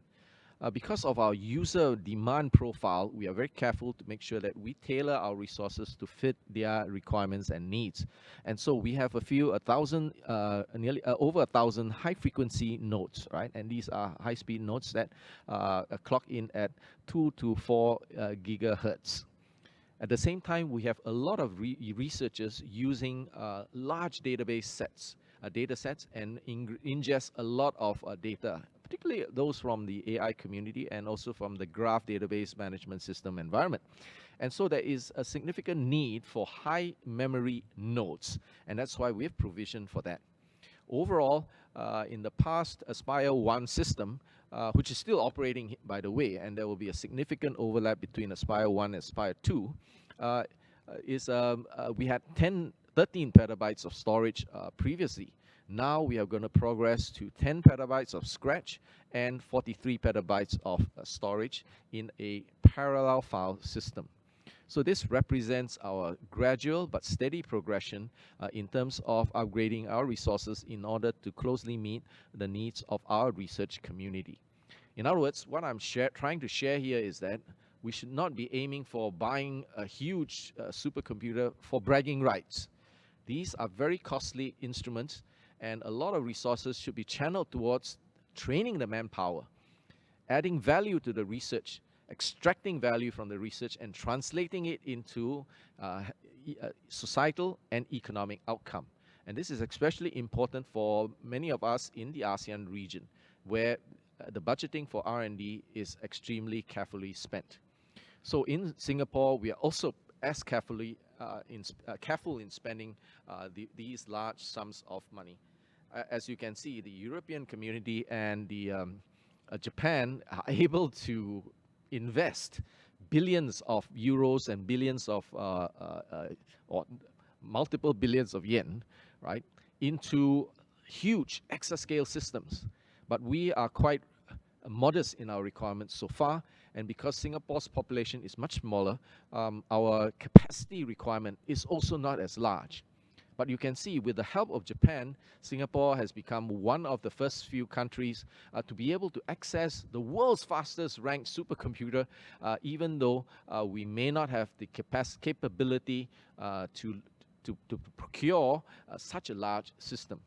So coming soon, within the next few months, Aspire 2A will be launched, and we'll be operating at the same time as we slowly migrate users from Aspire 1 to Aspire 2. So the second point I'd like to make is that in addition to matching the procurement very closely to our needs, we have to manage regular change management and transition from one generation to another. So in this regard, we have planned very carefully for a data center. So one of the key things in tropical areas like in ASEAN is the issue of consumption of electricity and our contribution to global warming. In already very hot climate like Singapore, right on top of the equator, we have the problem of getting rid of the heat generated by the supercomputers, which come in very hot, especially when you have a lot of GPUs. So the heat that has to be extracted needs to be carried out within a data center. And these supercomputing data centers have to be carefully designed. So in this case, we have managed to borrow the premises of NUS, National University of Singapore, where I've been for the last 30 years. And the provost and the president have been very kind and generous in supporting us in this initiative to house Aspire 2A, NSCC's next supercomputer, within the premises of the Innovation I4.0 building next to the AI Singapore initiative. What I'm saying here is that we have managed to put the supercomputer closest to where the researchers are, especially the AI community, and they are co-located in the same building. So computer programs do not run by themselves. They need experts, people who are trained, whether they are students or our postgraduate students or our principal investigators. That close nexus between the users and the software and the hardware is extremely important. So as a result of this, choosing to put a data center within the context of a university, a world-class university like NUS, is certainly an important decision point that we made. This data center is also particularly interesting. It is situated within 100 meters of the Singapore synchrotron light source, which is also a major data generator. Next to it, on the other side, across the road, is our TCOM's Marine Wave Basin, where our Singapore, as a maritime nation, has a lot of offshore and marine industries. And therefore, it's important for us in the research community to support that industry. And so we have constructed a Marine Wave Basin pretty close to where we are located. And that is also a major data generator. So by having this proximity of compute close to where data is also yet another important criteria of how we're going to execute our HPC roadmap. Now, in Singapore, we are particularly concerned as responsible global citizens to ensure that as much as we use and consume large amounts of electricity for our computing devices, as well as generate a lot of heat that needs to be cooled in the tropical region. So a lot of more electricity has to be used in order to cool the data centers and cool these really super hot supercomputers. So we need to design the data center to fit our tropical needs. So we engage in techniques like power saving mechanisms, our double height computer room, that data center hall that houses our Cray XCE supercomputer actually does not have air conditioning. It is using ambient temperature. So in the future, I hope to be able to introduce you and take you on a conductor tour on how we pull that off. We actually make use of digital twin technology, some of which have been described into this morning's keynote speech. We are using a digital twin technology in order to model our data center and run this model in our Aspire 1 supercomputer in order to design a better Aspire 2 supercomputer data center. So this virtuous cycle is what we hope to land ourselves into, such that the supercomputing power that we provide to our researchers is also used by ourselves in order to design a much more energy efficient data center for supporting the huge amounts of compute power that we deliver to our researchers. We also leverage on Singapore's own homegrown technology. That was a collaborative project between a small and medium enterprise in Singapore with our Institute for High Performance Computing in A*STAR. And they were a cooling engineering company. So they were trying to design using digital twin technology on our supercomputer in Aspire 1 to design a much better rear door heat exchange system. And as a result of that research carried out many years ago, they now have products which are enhanced digitally through digital twin technology, computer modeling and simulation using our old supercomputer. Now we are using that technology that they have designed to create and co-locate the thermosiphon heat extraction system from CoolLogix in order to cool the rear door heat exchange system of the rear door of our racks, our supercomputer racks. Besides this feature of using advanced technology like thermosiphon gas systems to extract the heat from our very hot supercomputers, we are also using digital Internet of Things sensor network in order to collect data that will feed into our digital twin system in order to improve our operations of our data center, in order to create an environmentally sustainable supercomputing framework that will support our researchers and be able to scale in an environmentally green and sustainable way. Our data center, I'm running out of time, I shall skip this slide, consists 2 areas, and where this is area A, which is the airconless data center with a dehumidification system at best, and we are using environmental ambient air from atmosphere in order to provide that circulation. But bulk of this system actually cooled by direct-to-chip water cooling system with external dry coolers.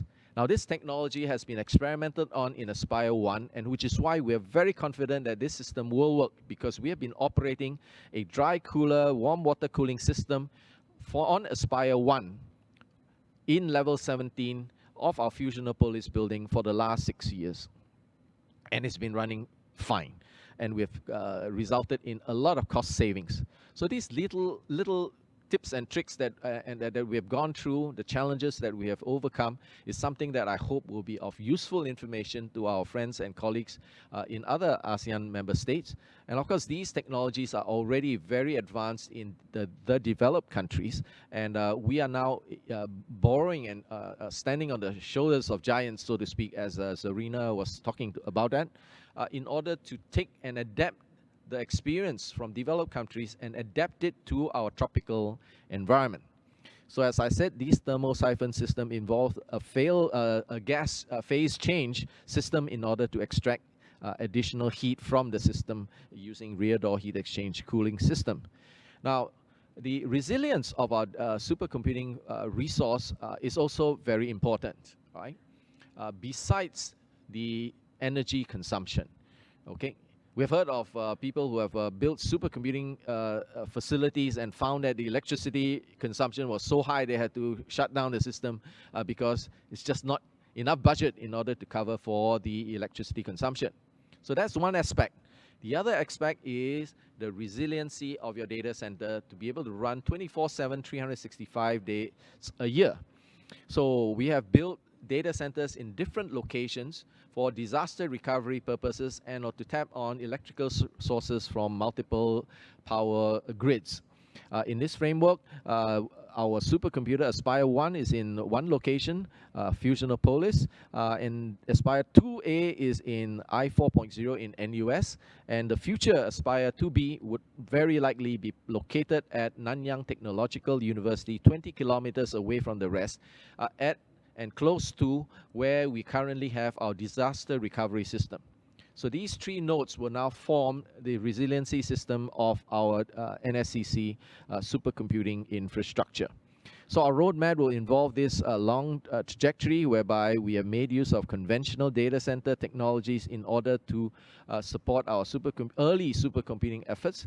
But now we have over the last 6 years, we have progressed to high-rise hot data centers, 2 hot data centers with digital twins, and then hopefully we have now a collaborative project with Singapore Liquefied Natural Gas in order to prototype a free cooling DC system. Hopefully by end of this year, we will have something going.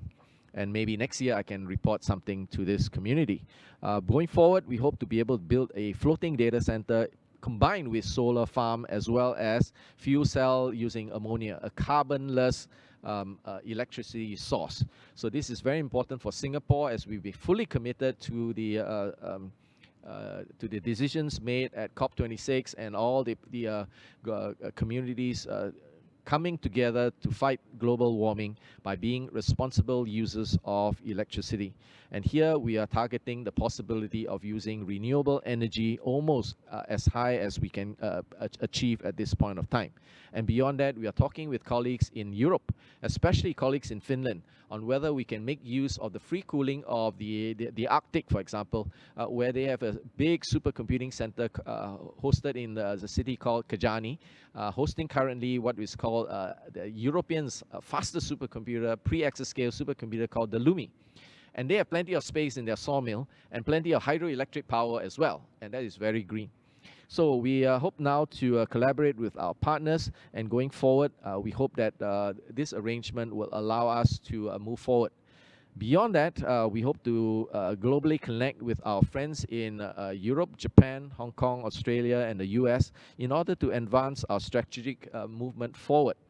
And in the last few slides, I just want to quickly run through the international partnerships that we enjoy through the HPC core group, where like-minded HPC directors of HPC centers are cooperating very closely to build this global research and education network. Our cross-border HPC activities, as described by Satoshi earlier, Professor Satoshi Matsuoka, has allowed our researchers, even though we only have below 10 petaflops of compute power, access to world's fastest supercomputer. Our other cross-border activities include MOUs that we signed recently with Finland and with Australia in order to identify ways in which we can share computational resources and to avoid the feast and famine cycles through the funding cycles of our funding agencies in order to flatten the curve, so to speak, of the demand and supply equation. Other cross-border activities include our student competitions, which we have been sponsoring over the years, and many students, including students from ASEAN universities, have actively participated in these competitions. The other targeting efforts targeting our end user community is to expand the base of users in our community, and we have outreach to various places, including our hospitals especially, because their data has to be carefully curated and carefully protected because of personal data protection issues. So from precision health to climate research, we have been working very hard, including to support our pandemic researchers in order to fight against COVID. Now, going forward, we also want to, I mentioned about this project with Singapore SLNG to tap on their cold energy. We also have projects involved in grand challenge projects such as the Data Mover Challenge. The awards of the was recently announced a few days yesterday. So in conclusion, in delivering transformation solutions for Singapore through HPC, we also want to launch innovation challenges for the environment, supercomputing digital sandboxes in order to create the environment for our users to use our HPC resources in a seamless manner that is frictionless. Finally, thank you very much for your attention. These are the little efforts that we have taken in order to support our research community in Singapore, our researchers in academia, in educational institutions, in research institutes, in government agencies, as well as industries. Industries like QLogics, a company like a small and medium enterprise that also has our emphasis to help them develop new products and services that rely on high performance computing to make their products even more competitive and more superior to other competitors in such a way that exemplifies that if you were to outcompute your competitors, you can outcompete them. And this is one of the strategies that Singapore has adopted and that we would like to share with our friends in ASEAN to bring us along together, to stand on the shoulders of giants together, to transform ASEAN science and technology and bring it to the next lab together. Together we can succeed by making use of high performance computing through our supercomputing data centers that provide that HPC resources to help our researchers move forward to outcompute, to outcompete. Thank you.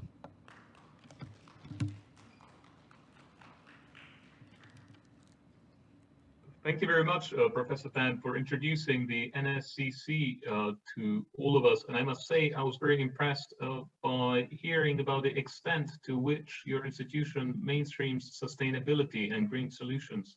So thank you very much for that presentation.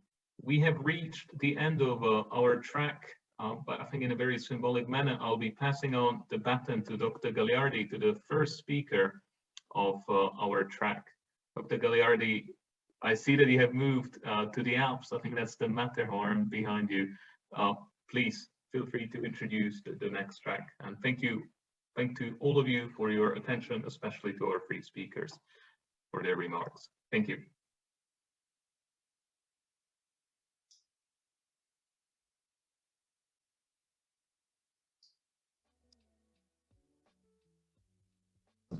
Okay, I was saying, yeah, in the meantime, I moved to the closer to the Matterhorn. It's a little bit cooler. Okay, so this next track, it really reconnect from most what we heard so far. So HPC is essential to tackling, the major challenges that, society is facing now. And one of them, of course, we're still in. I mean, some of the previous speakers, not in this track, but in the main conference, were delivering their speeches from home because affected by COVID, as I was, until, a few days ago. So the title of the track, HPC Cooperation in Tackling COVID. Again, we heard so much, especially from Professor Tingui just now, the importance of international collaboration really to bring ahead our fight, against all those challenges. So without further ado, let's go and introduce the first speakers of this track, which is Dr. Rossen Apostolov. Without spending too much time on the bios, Rossen is a good friend and is a senior researcher at KTH, which is a prestigious research institute, the Royal Institute of Technology in Stockholm, Sweden, and is here in his capacity of executive director of BioXcel. BioXcel is a center of excellence. So one of the various platforms that under Jensen, was mentioned before, that under Jensen is supporting with the joint undertaking. And this specific center of excellence focus on bioinformatics, and of course, recently very much in the development of tools to address COVID-19. So without further ado, Rossen, the floor is yours. Thank you, Fabrizio. Do you hear me well? Thanks. It's really great to be presenting here today and to see all these previous presentations, which show the willingness of the regions, Europe, Japan, Singapore from ASEAN in driving forward HPC and actually sharing capacity and expertise. In my talk, I want to touch on the three main parts of the HPC ecosystem, which is resources, tools and data, and expertise, which we need to make better use in a shared manner when we're dealing with global issues. Since global issues require global solutions, and HPC has shown that it's one of the core technologies that allow researchers and humanity to tackle such global challenges. And I will talk about the three different aspects, mostly focus on tools and data and the expertise. We already saw in previous presentations the efforts in Europe around establishing EuroHPC joint undertaking as a main vehicle for using all these large supercomputers across Europe. And also we saw from Professor Satoshi Matsuoka how Fugaku is open to for access from researchers outside of Japan, and Singapore has established a lot of bilateral agreements. And our hope is that in future we can strengthen the links between the different regions and help researchers worldwide to make more efficient use. HPC is very, it costs a lot, it's not easy to set up, but researchers can make better use in a shared manner. In terms of tools and data, I'd like to present what we've been doing in BioExcel, the Center of Excellence, which was established in 2015 with funding from the European Commission, where we have top researchers in the field of biomolecular modeling and simulations. We developed the software and all the necessary tools around it, alongside with various services to support researchers in their work. When the COVID pandemic struck the world, we quickly restructured our efforts, and in order to apply our computational toolkit to research directly related to development of new drugs or vaccines for COVID. Here, this is a bit technical, but these are our core applications. Those are very popular, widely used codes. They run on most of the supercomputers in the world. And they have been used extensively, not only by researchers in our center, but across the world. And these applications also were part of the training offered last year at the Hpc ASEAN school that Fabrizio presented earlier today. And our hope is that we can, in future, train more and more researchers in ASEAN on the usage of these applications.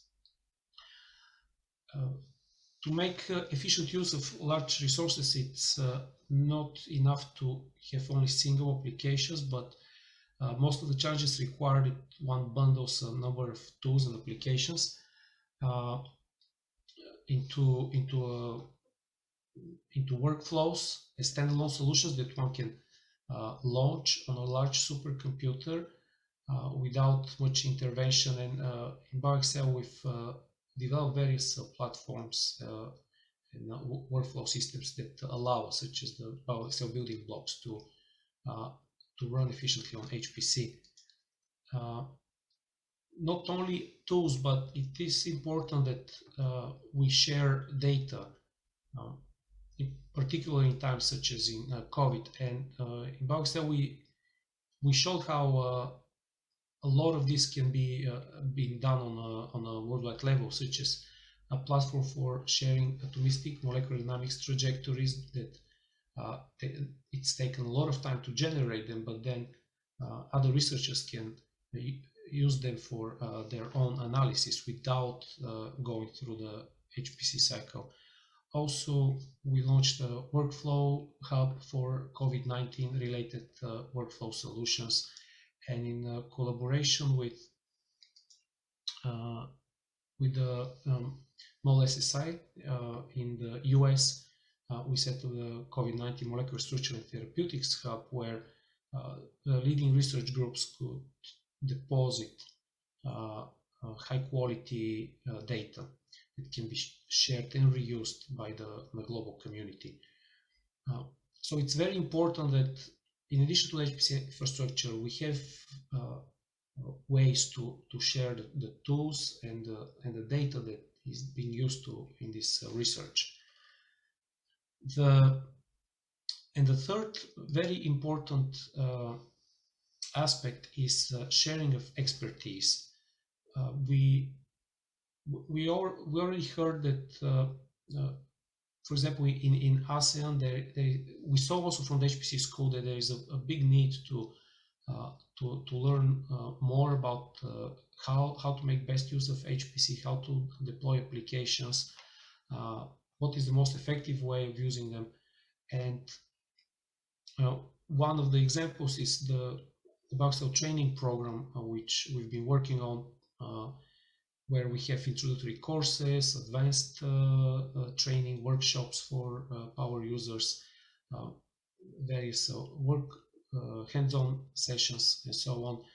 We run a lot of seasonal schools. Many of them we ran in a virtual, remote fashion, very popular, and it was really great that we could contribute to the organization of the ASEAN HPC school last year, and hopefully helping in the future editions of that. Now, to summarize around the different aspects that global issues require global solutions, in terms of infrastructure, all the leading nations and regions who have already deployed large computational resources need to look into ways how to facilitate access to them across the regions worldwide in a collaborative manner that is beneficial for all parties. In terms of tools and data, we need to look into increasing not only the scalability and performance of the codes, but their interoperability, portability, usability, make sure that they run efficiently on all different architectures. Also promote fair principles in the management of research data to be findable, accessible, interoperable, and reusable. These are very important aspects. And also sharing expertise across borders.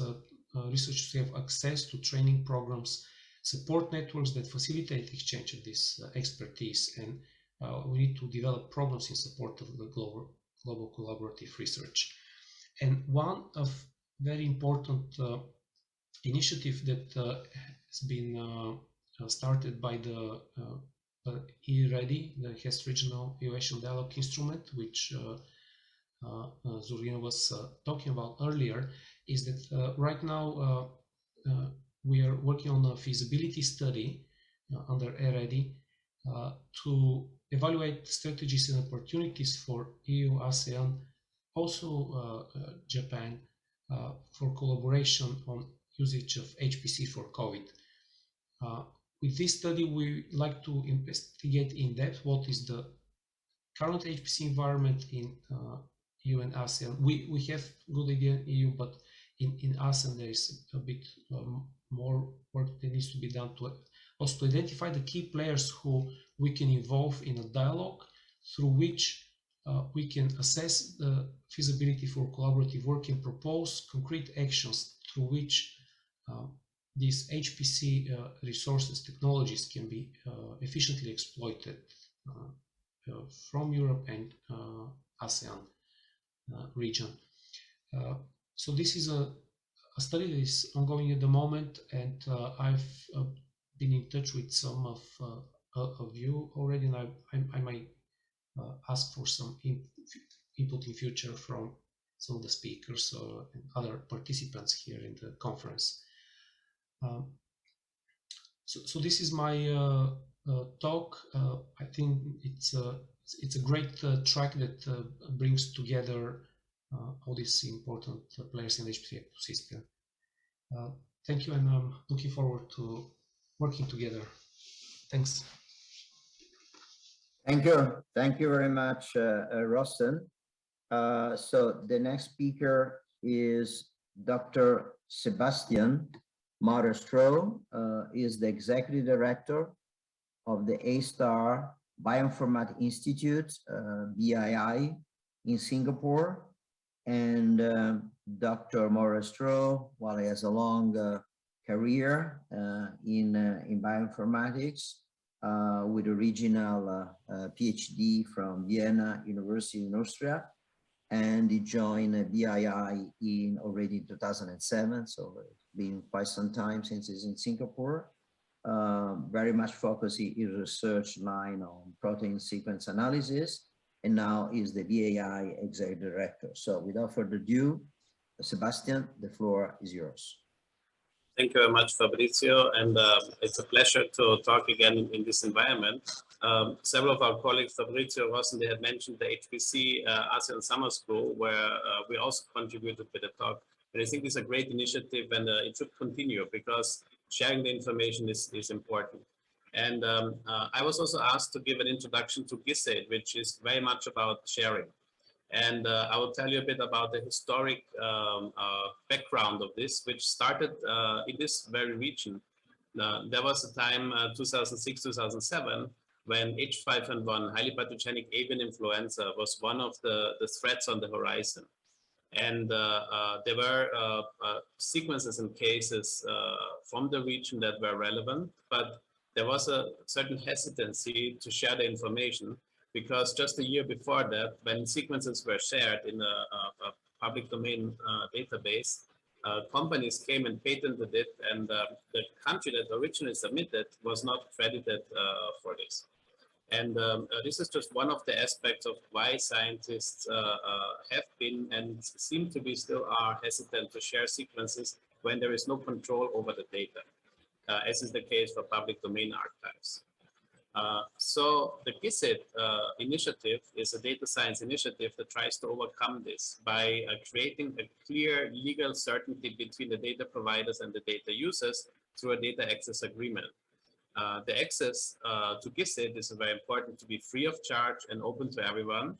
The only criterion is that people identify themselves as an individual, which does cause further complications down the road if you want to connect some of the data. The important thing is that everyone who is registered and is willing to identify themselves that they're using the data can work with each other and do analysis on it. And the key of the GISAID initiative agreement is that there is the need to acknowledge the contribution of the data providers. And the data is publicly accessible, and the users do not forfeit the right to the data. And this has been an important mechanism very soon after when the swine flu pandemic in 2009 came about. And in this case, the US CDC, after sequencing in less than 24 hours, shared the sequences with the world. So as you can see, we emphasize in the 24 hours. So what this secure sharing mechanism does is it incentivizes rapid sharing, real-time sharing. And it was not long after 2013 when there was H7N9 viruses pandemic potential that was identified in Shanghai and Anhui. Again, just 48 hours fresh from the sequences shared, in this case from the China CDC, with the world via GISAID. And the virus that plagues us all still, unfortunately, the coronavirus in 2020, when it first came out, it was sequenced again within 48 hours from George Gao and his team. On 10th of January, the complete genomes of multiple of the virus and high quality were available. And 4 days later, already 10 whole genomes were available, and we will likely be crossing the 9 million boundary by tomorrow. And this is the whole picture that you can see. On the top left side, you see that already in this is January 10th to 22nd, there was a big influx of data, but we're only talking about the range of 20 genomes per day.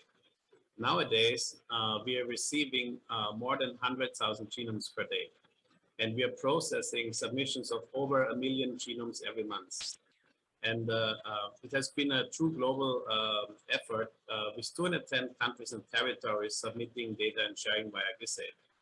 And there are more than 4,200 institutions and 50,000 participating researchers that register and use their account for analyzing the data. And you can also see that there is a clear choice of the community which database they prefer the data to be in for these protection reasons that we had mentioned. And indeed, there were several cases where publications were enabled to come out fast without scooping because of the mechanism. I also want to highlight, because this of course is a high performance computing context, that there are a lot of computation that are necessary. Rosen has showed some interesting efforts in Europe, and they're complementary to also what GISAID provides at the global level. There are similar things that HPC is needed to perform pre-calculations for the community.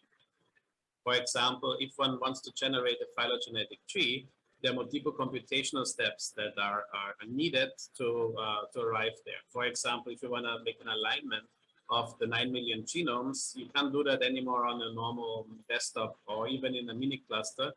You start to need high performance computing. If you want to provide this information on a daily basis, which GISAID does, you need to do a lot of these calculations. It's not just enough to have the right infrastructure in HPC, but it's also to adapt the algorithms to it. And some of this is done with colleagues in Japan, and this is a particular interesting mentioning here.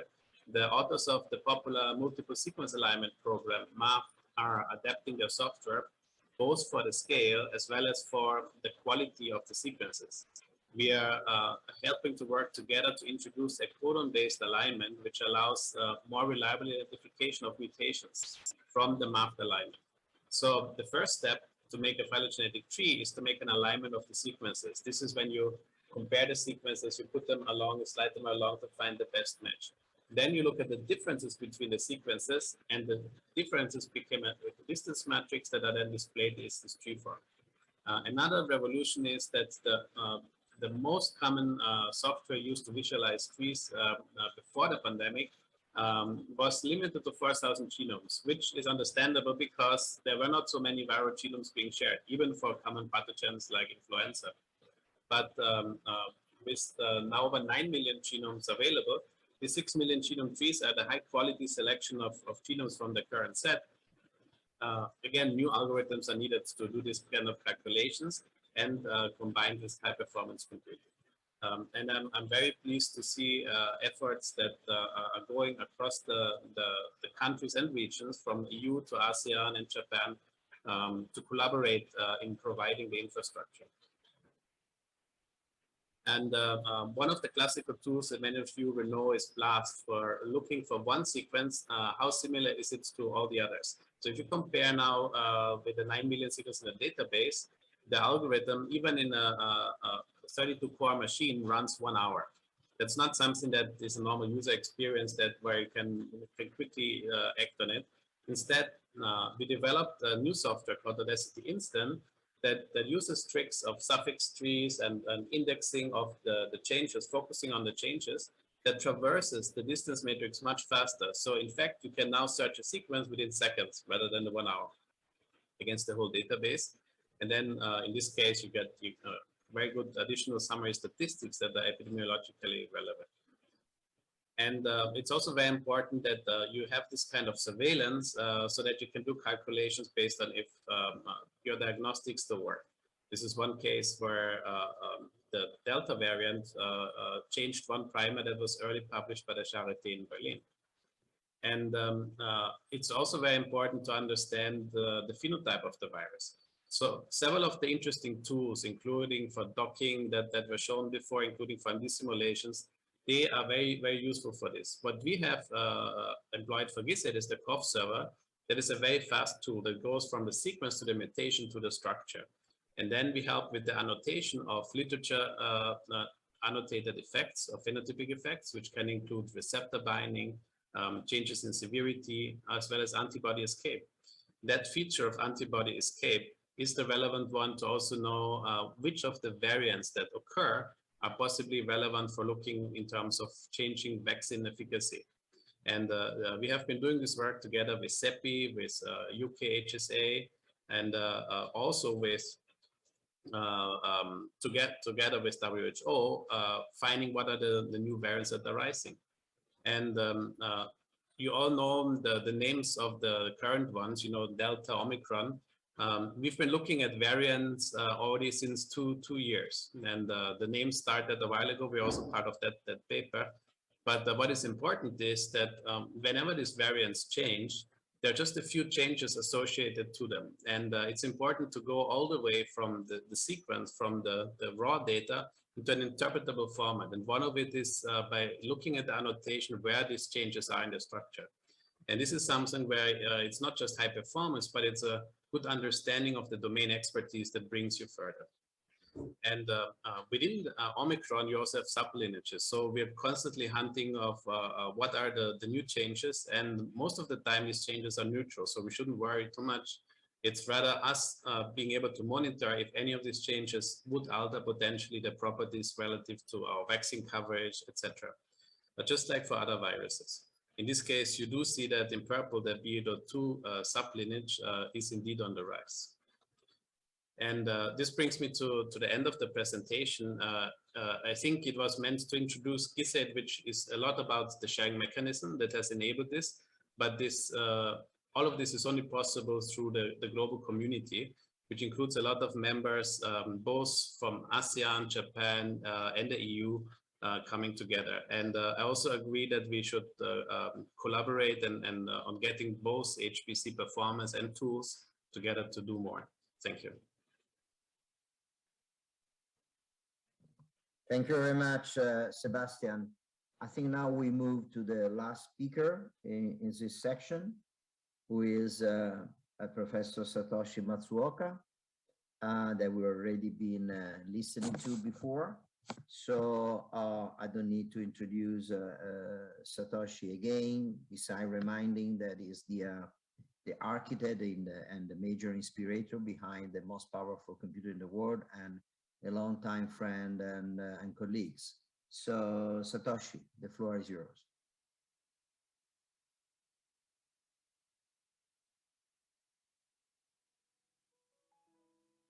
Did we lose Satoshi?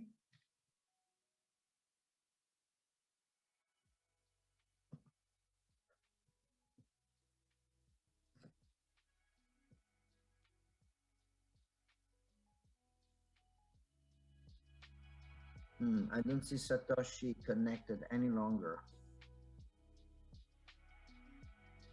Okay, so I guess in absence of Satoshi, maybe we can move to the panel. So if Satoshi comes back, we will invite him to join in the panel. Otherwise, I'm back. I'm back. Satoshi's there. Okay, hi Satoshi. Yeah, sorry, somehow my Wi-Fi in my center suddenly went dead. So okay, yeah, this thing happens. This thing happens. Yeah, I'm still Satoshi. using my iPad, so the connection. It's always good to have a backup. Okay, so sorry about the incident. We'll see how it works on my iPad. Okay, so I would like to, it's me again, and I'd like to present our how Fugaku had contributed to the society and how we can work together, because these it turns out that many of these digital workloads to create digital twins is actually significant supercomputing resource consumers.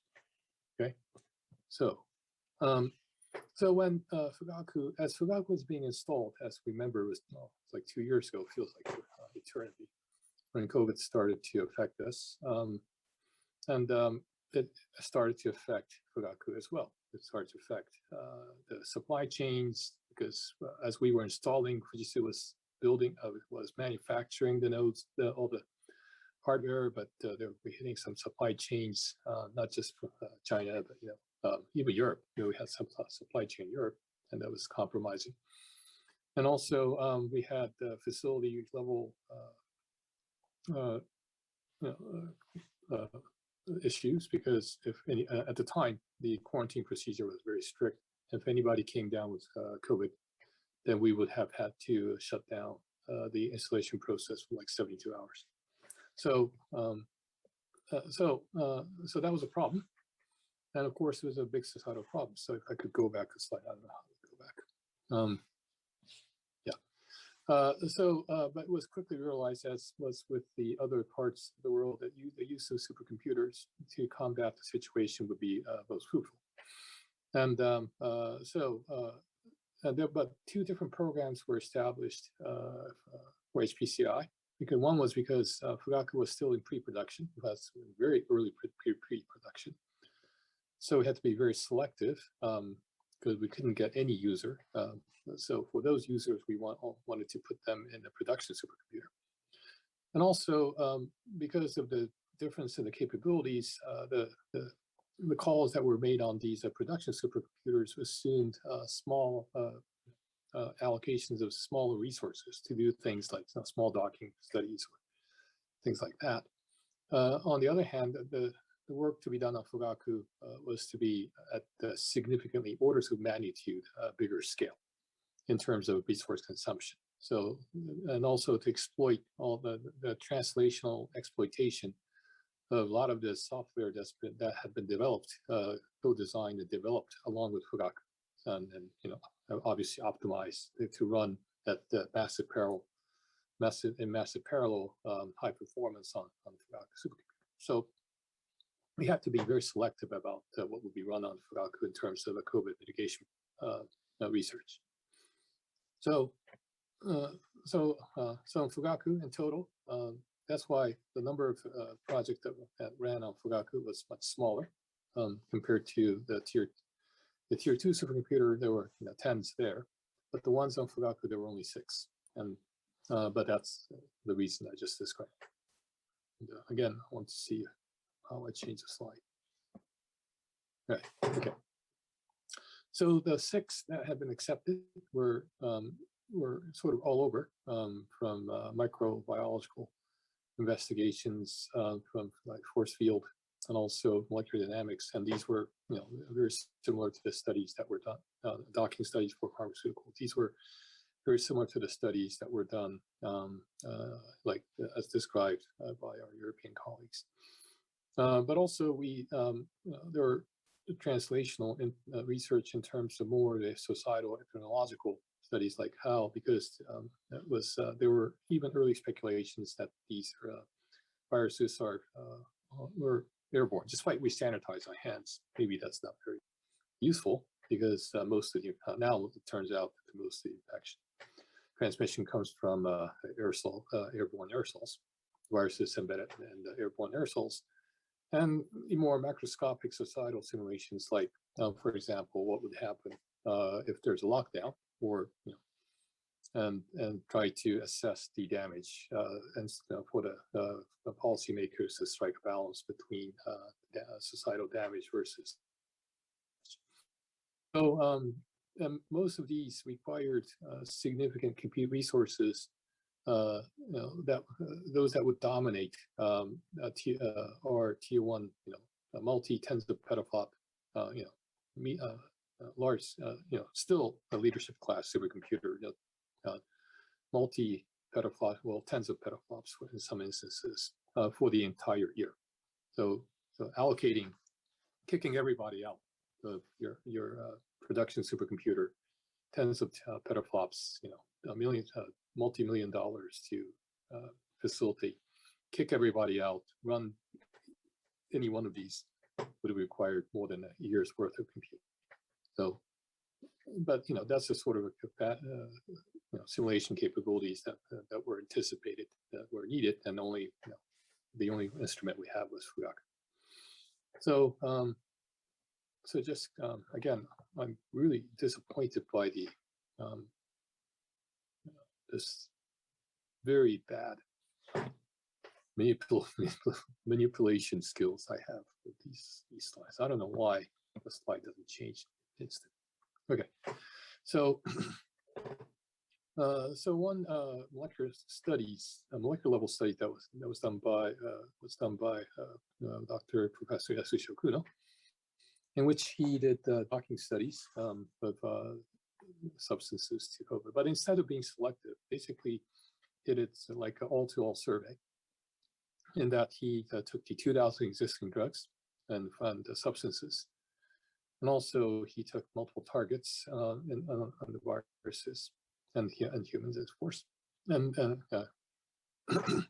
and try to see how they would do an all-to-all investigation, a very detailed molecular dynamics investigation of how some of the drugs can be used for transpositional usage to mitigate COVID.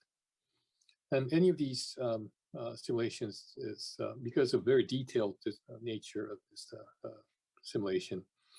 And when we go into details, but they use, of course, they use GROMACS as well as what we developed, Genesis, which we developed for Fugaku as well. But even with the optimized implementation, just one target, doing a docking of these 2,000 substances to one target would have required more than a year's worth of computing on the K computer. But on Fugaku, this can be done in 2-3 days. So with multiple targets, even with multiple targets, it was feasible to do the investigation in matters of months. So, and this is the main protease, and how it's a very promising substance like nicosamide, which was found with the all investigation search, how it may be how it may dock and persist for a very long time in this target pocket, which you see in yellow. And I don't know if the animation works, but yeah, this is the animation, and you see the details of the substance being captured in the pocket and stay there for a very long time, which of course means that the drug is very effective. So yeah, so this is a plot, and I won't go into details of what this plot really means, but just to give you a very intuitive overview, the ones you see, the more on the right-hand side and on the top corner the drug is more effective. It could be more effective. Of course, there are other factors too. So it's not to say that this will be very effective, but because there are other factors, but it's promising. And of course, most of the drugs are useless, obviously. Those are on the left-hand side corner. But you see some very promising candidates. And the further investigations were done independently in some clinical trials. And so we believe something like this would be not only effective for COVID, but for future pandemics, because then as soon as we get we have the targets, we can do all-out investigation of whatever drugs we have on hand, and quickly find out what, at least as initial response, before like vaccines or dedicated drugs are developed, as initial response, what existing drugs can be utilized. And this was then actually for Avigan, which was anti-flu drug, and remdesivir, which was approved in Japan as antiviral drug, but approved as a COVID-19. But of course, it's been supplanted by better drugs now. But these, again, the target analysis said that indicated that these are promising. In fact, Avigan was slightly better, but these are some of the findings we have, which were fed back to the research community and the pharma. Now, the aerosols, as we know, this is the main. Now we know that this is the main mode of transmission, or airborne. Essentially, the viruses are airborne. riding on the aerosols basically. And although there were lots of studies, epidemiological studies, most were it's surprising that most of these were very experimental or used very rudimentary simulation technologies, and none that matches the sophistication of the extremely modern day supercomputing capabilities we have with very, very finely detailed simulations we can do on these leadership class supercomputers. So, the technologies that we have basically that we apply directly to things like engine simulations, where there was a clear gap between what we had technologically available versus what the epidemiological community was using, which was they're using a very old technology. So the effort was to try to bridge the gap. So the work with the epidemiologists to basically modernize modernize their view on how these transmissions are occurring. So so in fact, Q is it was the CFD program. It's a regular finite volume regular mesh finite volume method, hierarchical mesh finite volume method, and but it was designed for industrial usage. So it overcame a lot of the difficulties with these types of regular mesh methods to match the precisions of unstructured grids, and predominantly it was being used in many industrial applications, including like CFD turbine combustions and so forth. And one area it was being used was for to simulate combustion in ICE, internal combustion engines. And we suddenly realized that the physics of the fuel injector is identical to someone coughing or singing, and then not wearing a mask, and he would be spewing aerosols, virus-infected aerosols all over. So exactly the same physics. So we could actually utilize this, this modern day CFD technique, which far outclasses any of the industrial grade CFD, by orders of magnitude. We can get billions of degrees of freedom to be meshed and simulated on Fugaku almost instantly, instead of waiting for meshes to be generated and wait for a month for a mesh to be generated and then take 2 extra weeks to do fine grained simulation. So this was a very powerful weapon we had, and we were able to utilize this to create digital over 1,000 digital twins of various societal situations to assess the risks and mitigation, and also to assess the mitigation strategies. And let's see, again, flip. Yeah, okay, so you see that. Well, it turns out, at least for the initial strain, 1 meter was a good social distance. However, without ventilation, it's pretty clear you get infected by the aerosols, which stay stacked for a long time in the atmosphere, as the simulation showed. So masks, and face shields, different materials. We went through many different types of materials. In fact, the masks are very precisely simulated with the material resistance, as well as how it may inflate when cough, for example. So very detailed simulations, and we found that of course, wearing a mask obviously very effective. Non-woven cloth are very effective. Again, I'm trying to skip over many again. These are very animation rich. And by the way, this is office space. So people would have a difference in humidity, how it would affect the aerosols to the amount of aerosols to be spewing over to the other side, and how the partitions may help, what the height of the partitions should be, and so forth. These very extremely quantitative assessment. So in fact, we figured that the partitions of most Japanese offices were too low, 120 centimeters, but they were too low. That would be so a lot of the aerosols would penetrate over that. So 140 centimeters proved to be very effective. So only 20 centimeter difference, but made a world of difference So immediately when this was shown widely on TV, the partition makers basically went and started manufacturing 140 centimeter partitions, and companies, and then of course the offices bought them by truckloads, which was very good business with the partition industry, office industry. So many collaborations. In fact, we have academic institutions, but also key players like RIKEN, which ERCON company. Of course, without their help, we do not have the initial. We don't have the baseline data. Lots of other companies with automotives, airline companies, truck companies, taxis, Boeing, also various ministries.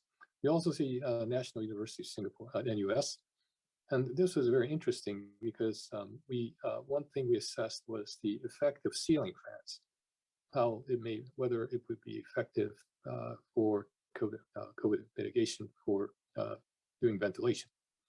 And we don't have much ceiling fans here in Japan, especially on very special places. But I see lots of them in Singapore, places like Singapore, Indonesia, Malaysia, and Southeast Asia, and also in the Mediterranean regions of Europe. Turns out that ceiling fans are very effective for doing thinning out the aerosols.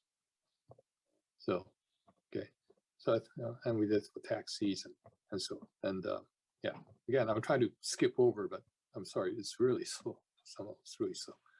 So we got so again, these are many of the societal, just samples, societal situations. You saw some of these in Matsuoka's presentation. If you looked at his first day keynote, and this still continues, and it has so far consumed about 22 million node hours on Fugaku, which is again about more than a year's worth of compute time on the multi-tens of petaflops supercomputer.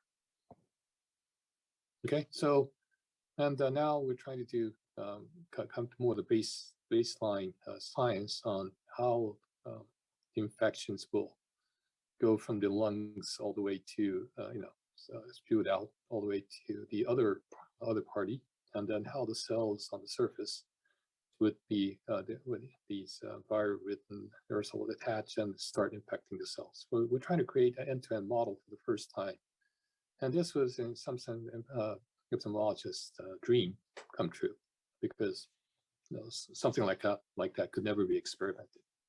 But now it's becoming a reality.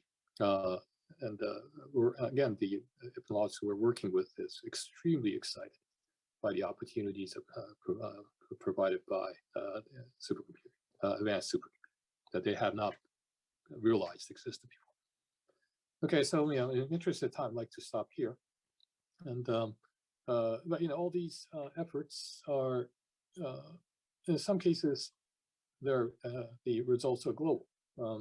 In that, for example, we have the same vaccine shots all over the world, thankfully, and these are and proved to be, of course, effective countermeasures against COVID. In some situations, the countermeasures, especially those that are societal, are more regional. For example, I gave this example of ceiling fan. Again, we don't have ceiling fans as much in Japan and some parts of Europe, or in the US and so forth, Australia and so forth, but in some places it's abundant. So using those localized resources to their effectiveness and to how they should be utilized as a countermeasures would be very useful.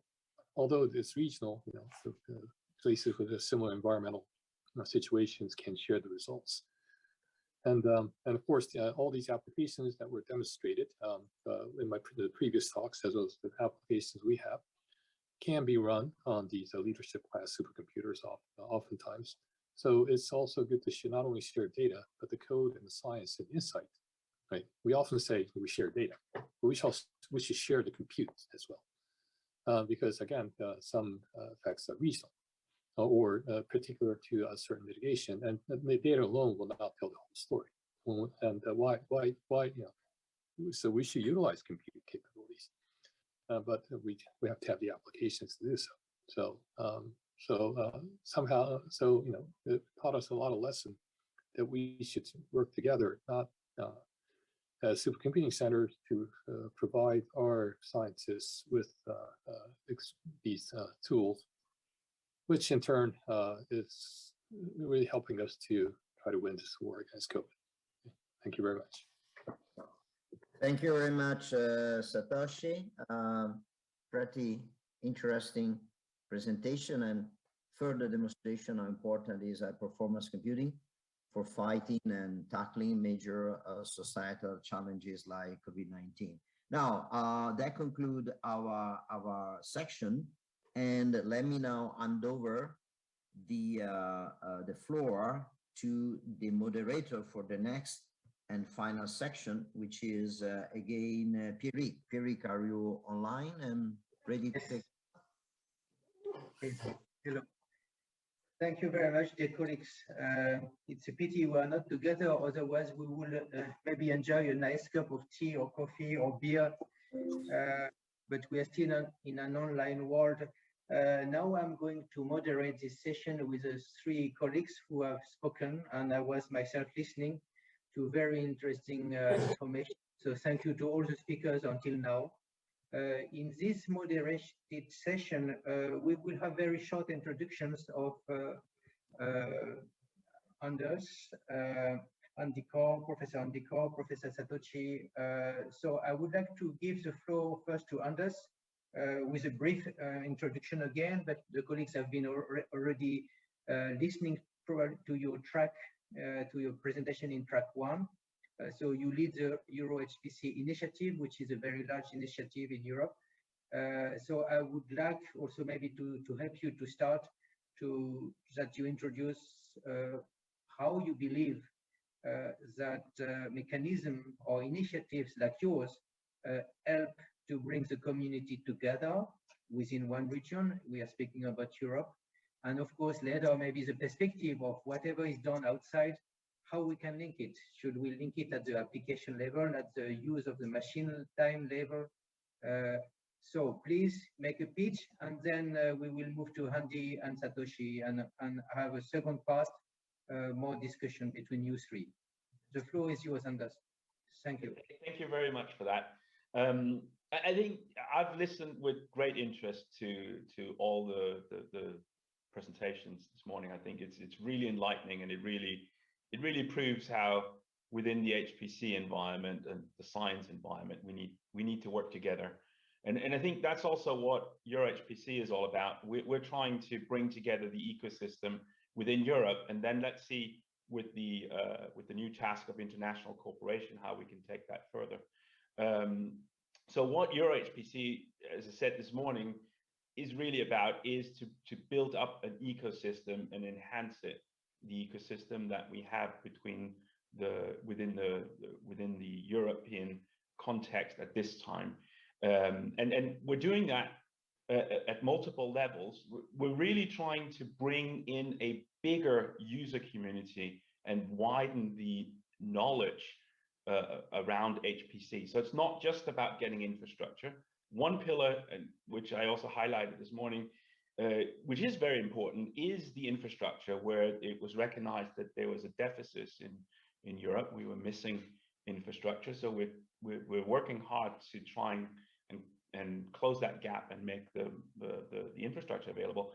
But we also want to and have the mission to widen the knowledge and use of HPC in the firm belief that there are still applications to be discovered. This will be of benefit. If we get new user communities on board, we will have further advantages of HPC beyond what we see today. So we're doing that through a network of national competency centers that we're funding and supporting, which is going to be the front door where new users with good ideas can come in and get help. They can then in turn to a set of centers of excellence who are more dedicated to specific application areas with knowledge in order to help the new users get started. And then, as I also alluded to, we're investing heavily in training, and that's again growing the knowledge around HPC and broadening the user community. The flagship there, of course, is our master's program, which we've just launched, but it's just one of many initiatives that are being in the work of trying to broaden the skill sets within HPC. So I think I'll leave it at that for now. Anders, thank you very much. Yes, you were brief, but you pointed out two important issues. I'm sure that Professor Handikor will take some of those points. So let me introduce you to Professor Handikor. He is a well-known scientist in his domain, and looking at your bio, Andy, I noticed that you also went up to innovation and you filed several patents on nanostructures, on batteries. So you're really at the same time looking at public affairs, but knowing the field. And you have a double responsibility, of course, for your country, Singapore, but also you are National COSTI Chair. And for the EU, it matters a lot because we are precisely interacting with you. And I had the pleasure to meet you a few times, a few years ago, as I was already saying before COVID. But Andy, thank you for joining today. And yes, please give us your opinion and bounce back to whatever Anders has said. Thank you very much. The floor is yours. Thank you, Chair. And thank you, colleagues here. Allow me to say a few words concerning these very interesting collaborations. And I'm very pleased to share with you. There are a few major agenda concerning the collaborations and the EU-ASEAN-Japan front on HPC. Maybe the few major topics. The first one must be people development. As far as EU is concerned, Singapore is concerned, Japan and ASEAN, I think developing people, developing capabilities, developing knowledge is extremely important, especially in the HPC space. The ability to use what we have developed over the infrastructure and apply to look at the right problems and using the right method and have the right team doing that. So I thought that this trilateral relationship, if you allow me to say, is to enhance that people development aspect. And that brings me to my second point is that in ASEAN, where I am, I thought that there are many young people, there are many young scientists who actually want to get hold of HPC, the knowledge, the know-how, the infrastructure, the ability to use the supercomputing to solve interesting problems. Either it is a question of knowledge, perhaps, or it is perhaps there's no access to supercomputing even. Some of us who are privileged and who use the HPC facilities almost on a daily basis, but share with some people who may not have that. So I thought that it is important to have a dedicated effort to develop young people, training workshops, exchanges, student exchanges, and doing joint projects, inviting the young scientists come on board, doing projects. I thought it is extremely important. This is why I welcome these collaborations. And then the other point is on the global issues. I think that HPC is rightly positioned to look at several big targets and problems, challenges for the world. For example, one of it is the current. I think everybody knows that the COVID spread. I think the coronavirus spread, this disease spread has affecting many living and lives across the continent over 2 years now. And we don't know when's the end. We're hoping that by collectively working together, collaborations, and we can actually manage the pandemic or the epidemic. This is very important. I thought that HPC has a very important role to play. For example, the G8, the forum allow us to share the genome virus fingerprint, the identity, to understand how the virus mutates and when they mutate, where they mutate, and what are the common trends of mutations, where do they spread to. All this information are extremely important. And from then on, we develop vaccines, to develop diagnostics, to develop therapies one day, right? To tackle that. And this allows us to work together using the high performance computing facilities. We have examples on that. I thought that we can do a lot more on that. Then the last part is probably on the infrastructure, because it is unrealistic to expect that every country and nation in the world can have the supercomputing set up. I think this is probably not necessary, as once we have the collective understanding that we share infrastructure, we share the structure, we share the know-how, and then it's a matter for us to work out the collaborative model, the MOU, the access, and we have experience in that as well. Giving Singapore, giving the supercomputing infrastructure, and giving A-Star, for example, I think we can help connect the world. We can do our part. With us within ASEAN, we have done that, and also with Japan, I think we have done a lot of it, and with EU as well. The LUMI, for example, the supercomputing consortium in Europe. And I thought it's a matter of going one step further and trying to put all this together into the global ecosystem. And I'm sure that we can do our part. I'll stop here. We'll take more questions later on. Thank you. Andy, thank you very much. You mentioned very key initiatives and also these openings that science can go or should go to people that were not using HPC. I would like to move to Professor Satoshi Matsuoka. I had introduced you before in your capacity in Japan as head of institute. I was myself very impressed again by the work that you are doing in Japan. I know very well your work. I think that the Fugaku experiment is very interesting for us in Europe. You also have done a wonderful job of putting it very clearly, like the example on izakaya in a restaurant. I remember vividly that when Fugaku ran this test on the fluid dynamic in a restaurant, it was prompted in televisions in Europe.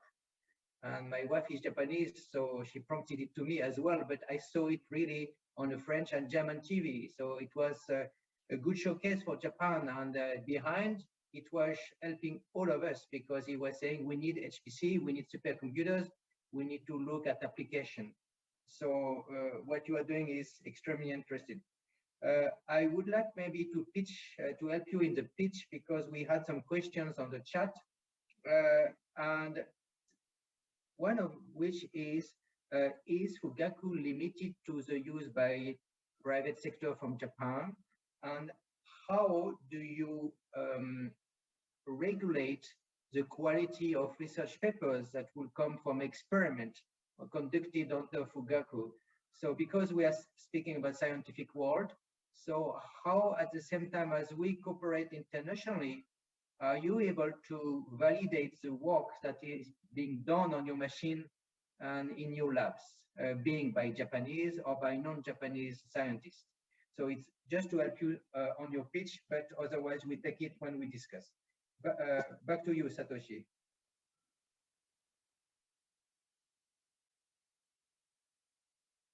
Satoshi, you have to put your mic. Yes, yeah. Sorry, it's still on my iPad, so yeah. I don't want to switch over to my PC because it'll be a hassle, although the networks come back. Anyhow, yeah, so thank you. And to try to answer the question, also to give a little bit of a spiel, a pitch, and sort of resonating on the two previous statements by two previous speakers, is that firstly, Fugaku can be used by private sector. 15% of Fugaku resources is reserved for private sector usage. For private sectors, there has to be a legal entity in Japan.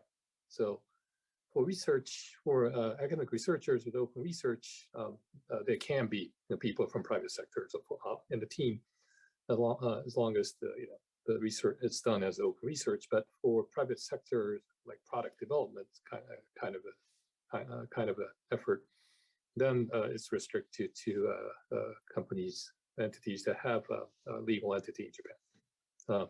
That said, And the second question was, so how to maintain quality? I think this kind of relates to the infrastructure question, because as you know, just to take the COVID-19 example, the aerosol simulation example, you know, the obvious reaction to that, of course, is the general public actually responds to that better. They take this simulations as almost like as if they're scientific truth. But most of the counter reactions come from the, well, not counter, but some of the questions come from the science, more people who have more from the scientific community saying, how accurate are the simulations? Have you done the right, have you done the control experiments? Do you have the right parameters? How did you validate, and so forth?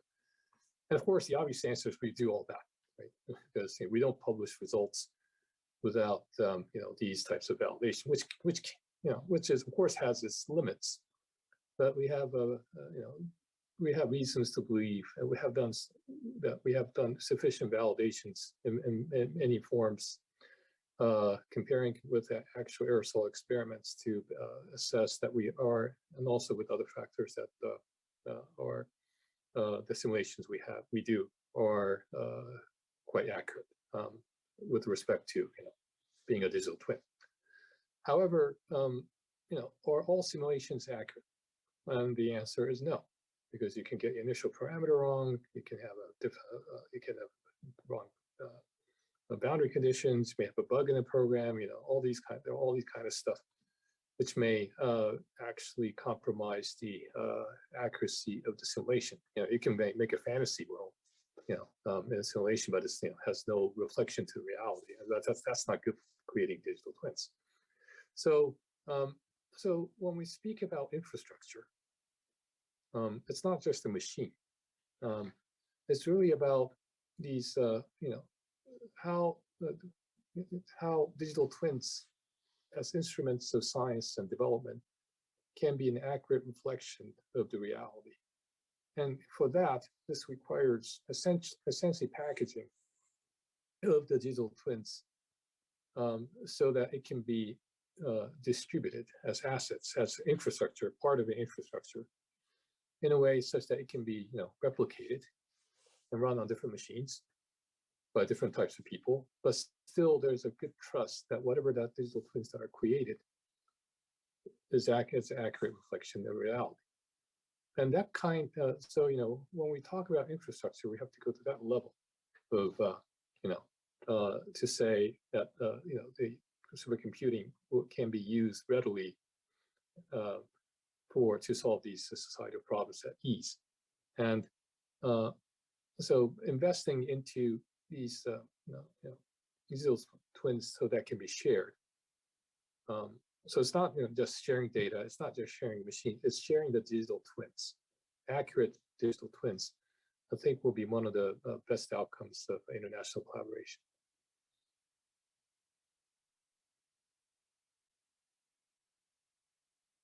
Okay.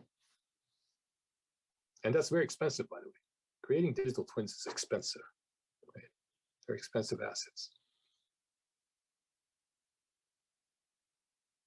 Thank you. Satoshi, do you want that we jump in a discussion, or do you add anything specific? Oh no, I think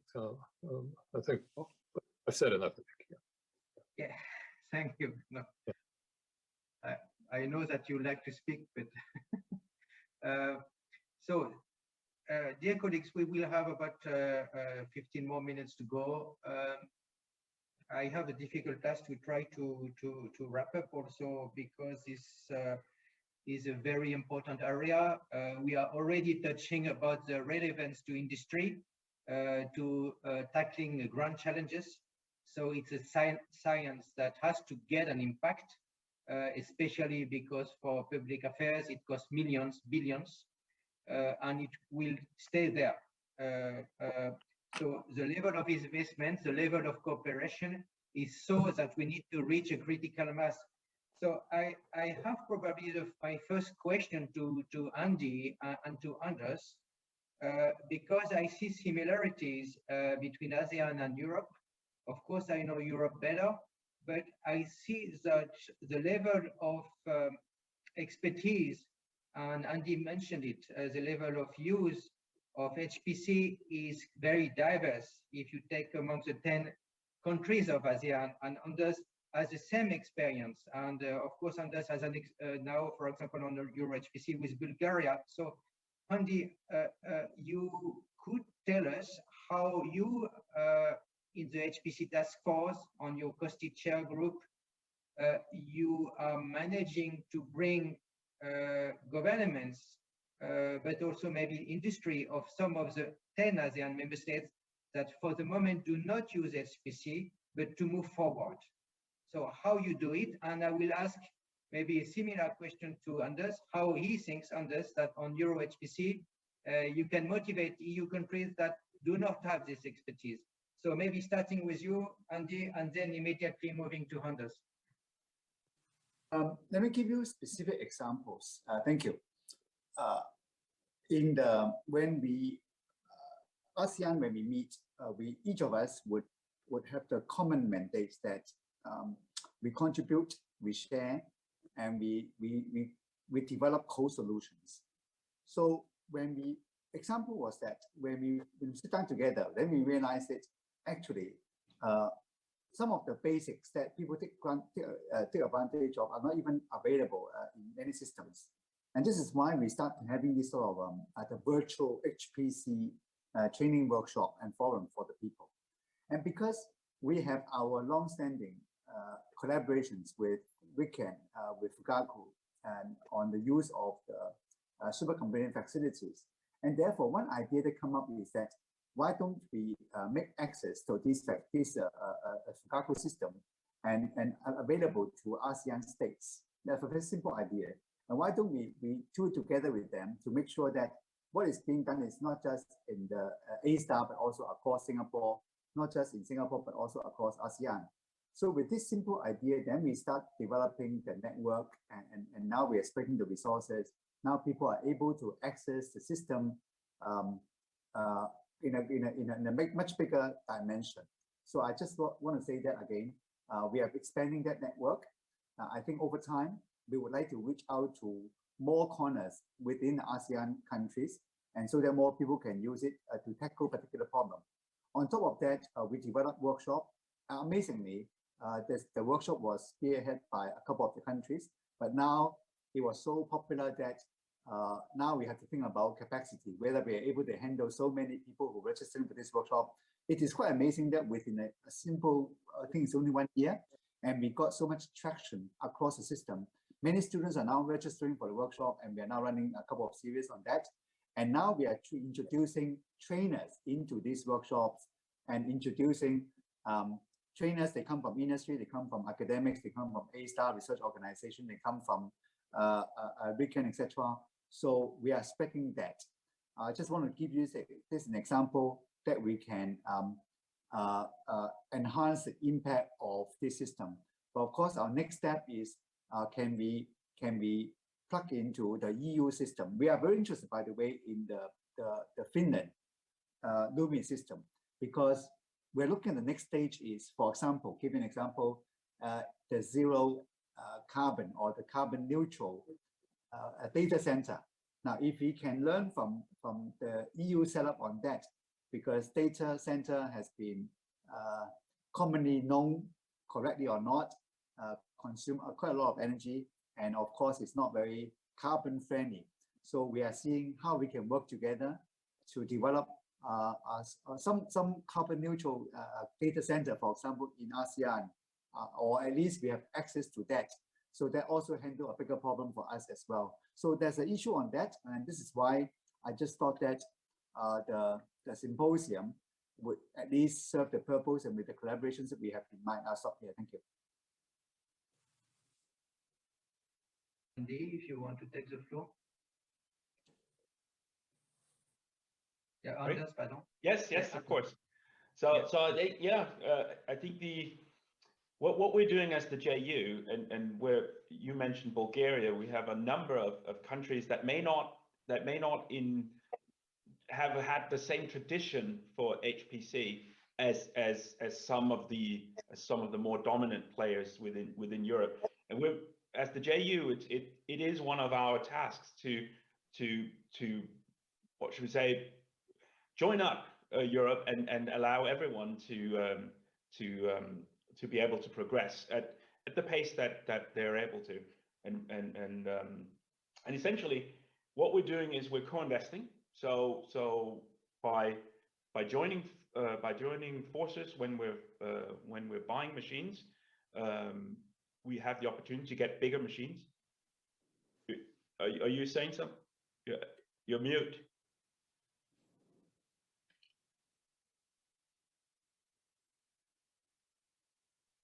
Yes, thank you very much, Anders. Thank you very much for.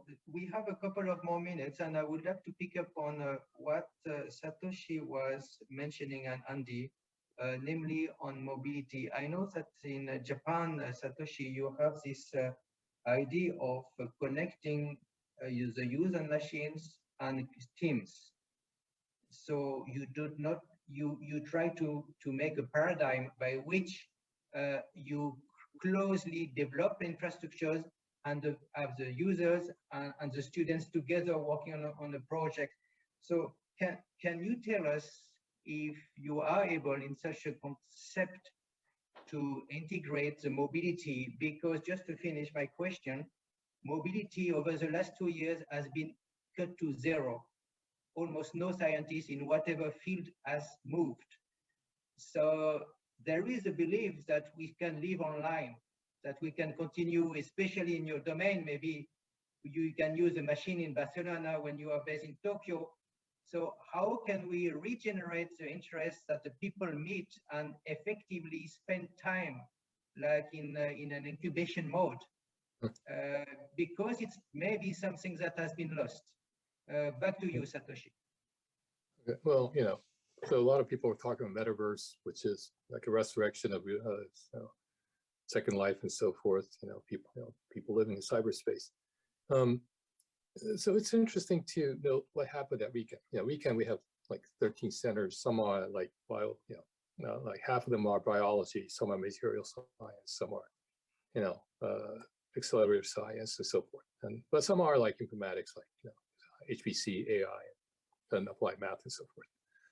And so with this restrictions of mobility, even within RIKEN, the different centers were affected in very different ways. I'm sure it's the same with ASEAN.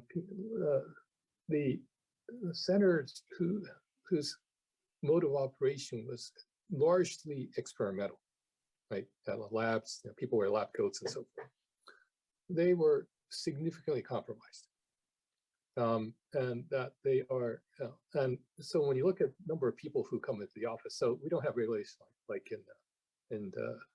in Singapore, all the, we work from home voluntarily, but if you look at how many people show up at the office, there's a significant contrast between people who do mostly, centers that do mostly lab work and centers that are informatics. Obviously, the informatics labs like ours, not many people come in, only very, very low turnout rate.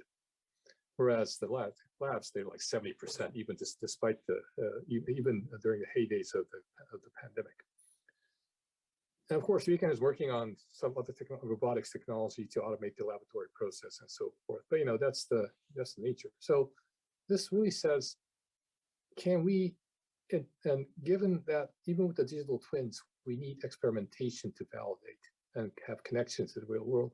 The big question is, because of this necessities in reality, can you, especially to advanced science and manufacturing and so forth, to what extent can we virtualize everything? Or are there limitations to virtualization such that this physical presence will always be part of the necessary course of action? And the thing that digital twin sits right in the cusp of this connection of the virtual space to the real space. And it's very, so it's not to say we have a strategy for doing this. The fact that we were able to operate remotely for the most part very effectively without being compromised is driven by the nature that we can work virtually, but there are other areas that we can't. So how do we make those areas more virtualized, such that people can be more at work in cyberspace? Was way off. People like to believe people can live in cyberspace. So we're way off of that, especially like in science. Thank you very much. Yes, I was sure, Satoshi, that you will give a nice speech to forward-looking. So thank you very much, and we will close this track on a discussion of a long afternoon in Asia, long morning in Europe of discussions. Without transition, I will go to the conclusion panel. So thank you for the speakers, all the speakers so far. And I have, again, a difficult task. I have to introduce two high-level officials from ASEAN Secretariat and from my office. In fact, I have to introduce you to my big boss, Maria Cristina Russo. So let me give you a few words. Actually, it's very timely because my director is an international director. She obviously covers all the world, including Russia, and she has especially an expertise in working with the former Soviet Union. She's a graduate from political science at the University of Rome and the College of Bruges in Europe. In her professional career, that is about 30 years at the EU in different high management functions. But of course, she is very interested in science. She's a great boss. And I had the occasion to go with my director to Japan, to several countries in ASEAN. And I am very pleased to give her the floor. And after, I will introduce Deputy Secretary General Satinder Singh. But if I may, Christina, we are listening to you. We had a great exchange. I know that you have an extremely busy schedule right now with the conflict of Ukraine. Spanning over our domain as a scientist. So we appreciate that you close this event.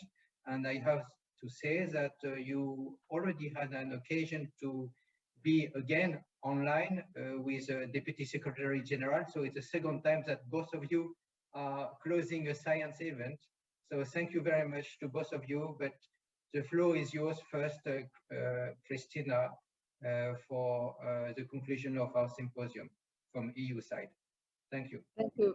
Thank you very much, Pierrick. A good afternoon and good morning to everybody. It's a bit difficult for me now to remain at the high expectations, to stand the high expectations that you gave to the participants to this conference. And thank you very much for the nice words that you said. Thanks also to the Deputy Secretary General of ASEAN for being here, as well as to our ambassador from the EU to follow these discussions.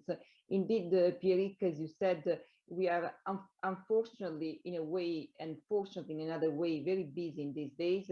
I say unfortunately because there is a war ongoing, because Russia has aggressed Ukraine, and it's not, you follow the current situation, so it's not needed that I speak about that. But what I do want to speak is that in this very unfortunate and bad situation, we have the fortune to be able to do something in order to contribute to the world reaction to these awful events.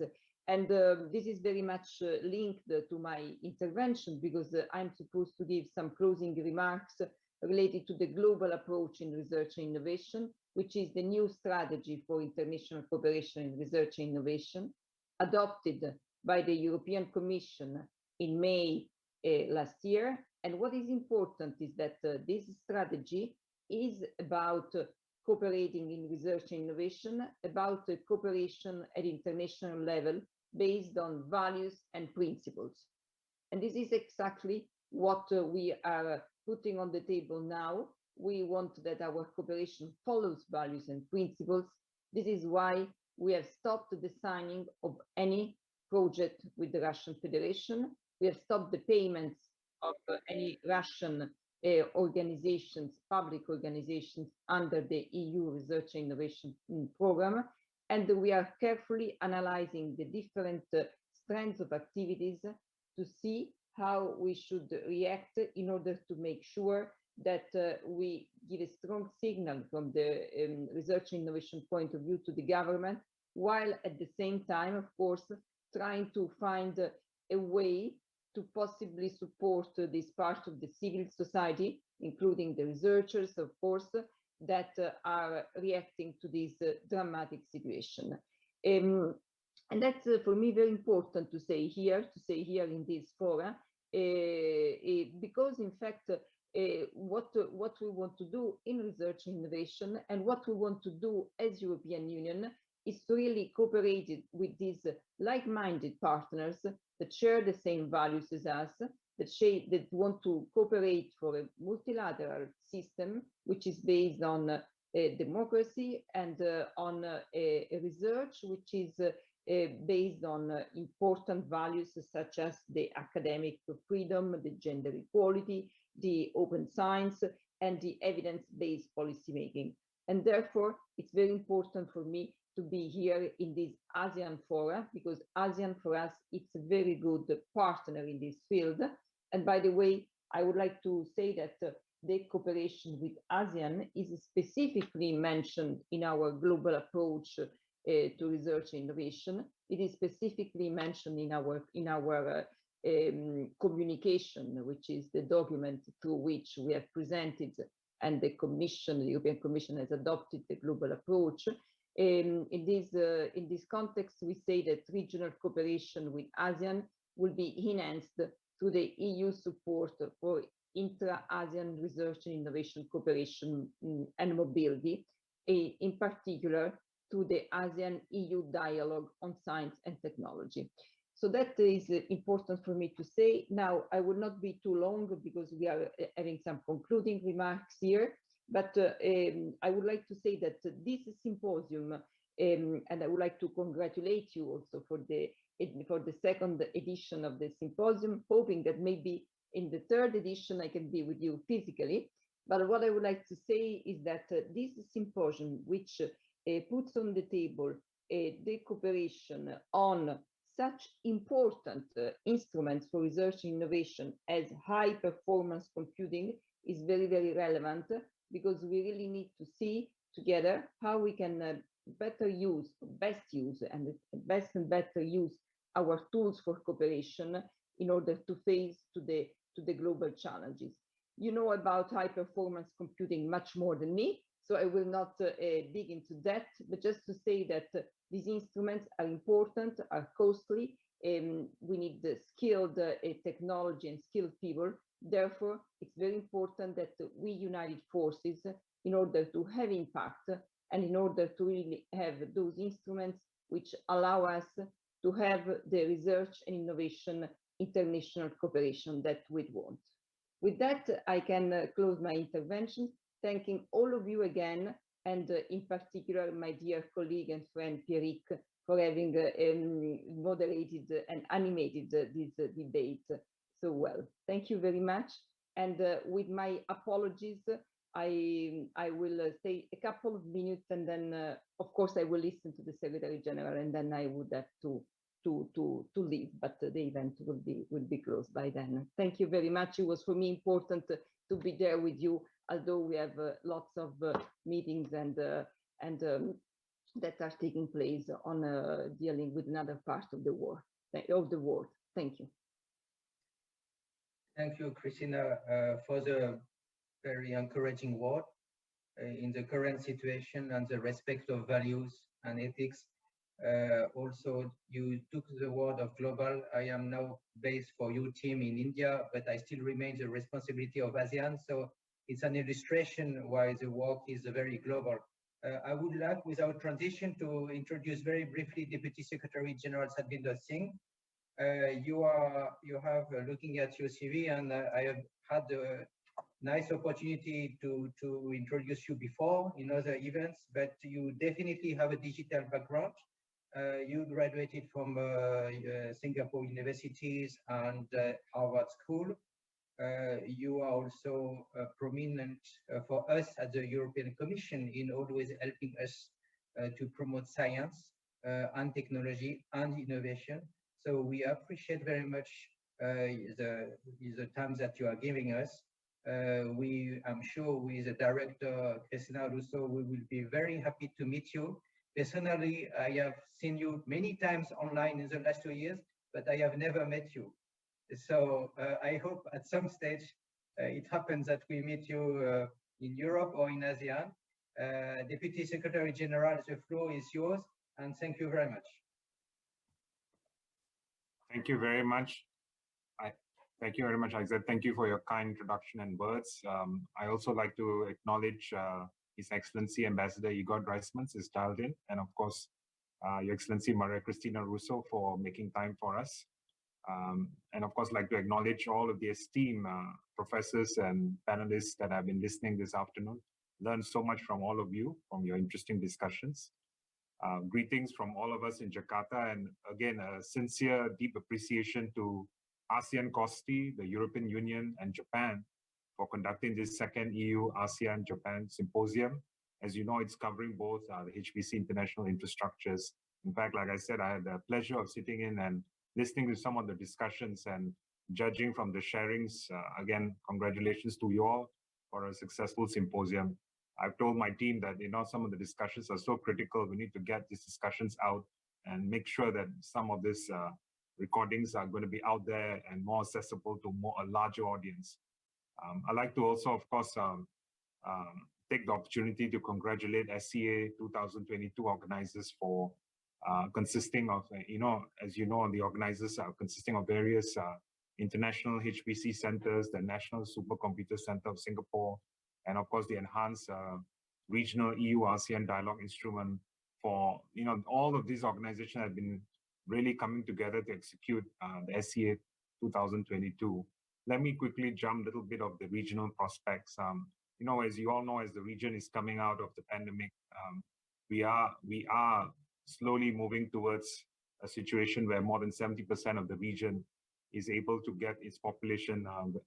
We can get about 70% of our people vaccinated, hopefully by the middle of this year. And with that, we're estimating that more of the economies will open. ADB estimates that the region economy is going to grow between anywhere between 4.9 to 5.9. So again, we all know that a lot of that growth is also contingent upon how soon this crisis that Maria Cristina has mentioned, the Ukraine crisis, how soon we can overcome it peacefully. I think one thing for sure, all of us in ASEAN, we are watching it, and we are with the people of Europe, hoping that there is going to be a peaceful resolution as soon as possible. But we also are aware that it's a very complex situation and it could prolong. I suspect that that will definitely have a dampening impact to all of us, not just Europe. Moving forward, I think despite all this, I think what we are pushing in our region is that despite all of this, we want to ensure that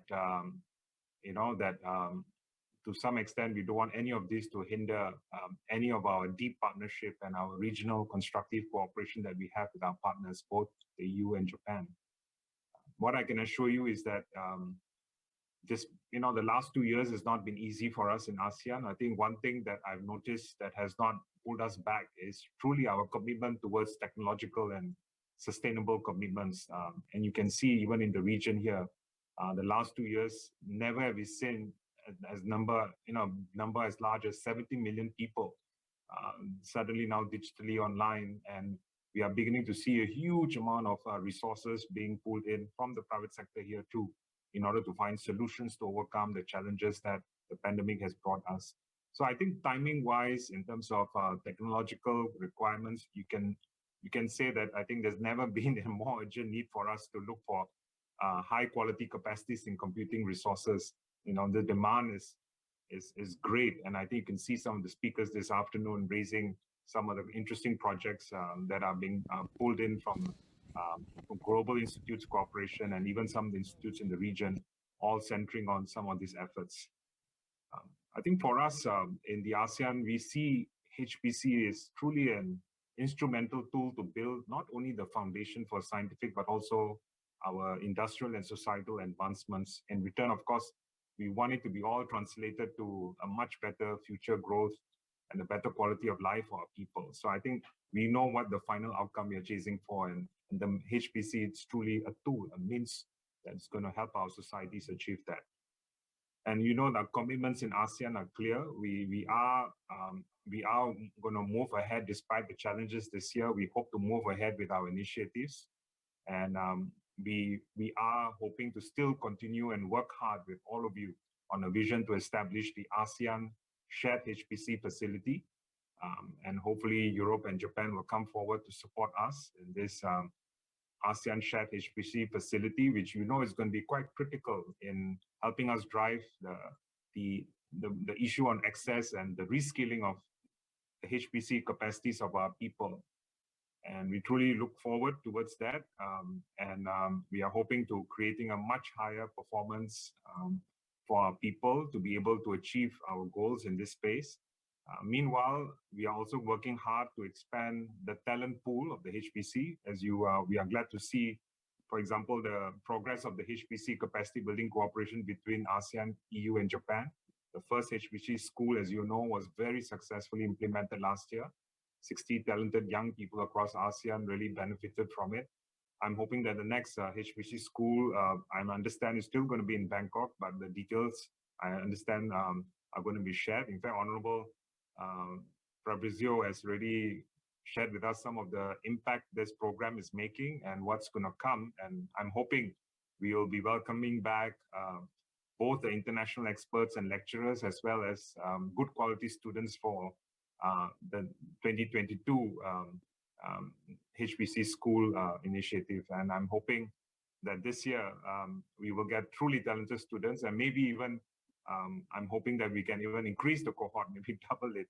And I guess and the reason is very clear, because I think it's a truly invaluable initiative that's really helping the capacities amongst the very talented ASEAN youth, and we don't want this program to diminish. It's really one of those programs that I'll tell my science and technology teams that it's one of the programs up there that we truly value, and we welcome all the effort that's been put in by our partners. Another interesting initiative, I think this also been briefed today, is about the ASEAN call for the proposals for the Fugaku trial projects, which, as you know, has recently been launched this year. We are right now soliciting proposals from the ASEAN member states for trial to access the facility, the supercomputer facility. In fact, this program aims in giving our ASEAN member states a truly invaluable opportunity to test their applications, on the Fugaku's systems, and hopefully we are going to get good quality outcomes from this initiative. Finally, I want to just say that through this symposium today, all of us in the ASEAN fraternity have indeed appreciated the exceptional opportunity to be updated on the most recent of the HPC related activities, not just in Europe and Japan, but also in our region. And I wish this kind of wonderful cooperation will continue growing in the coming months and years, and so that all of us can reap mutually beneficially, and also, help to build the capacities of HPC and high computing facility capacities in our region. Again, a big thank you to all the organizers and to all our collaborating partners. And I hope to see you all in some of our initiatives in the coming year.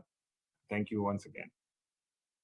Deputy Secretary General, thank you very much. Before giving you and Director Russo the final bye-bye, I would like personally to say thank you to your team, with Dr. Zurina, but also with all the colleagues behind the scene, with Eugene, Charlotte, Claire, and Pat, as well, of course, the team that we have on eReady with Aldo Della Ricia, and a special thanks to Fabrizio Gagliardi, Dr. Gagliardi, who is the brain behind the school.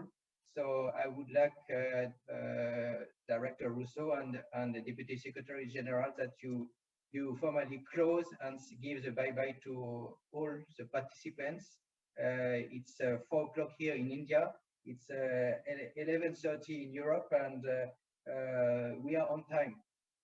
So it's amazing, but we made it on time for a long conference.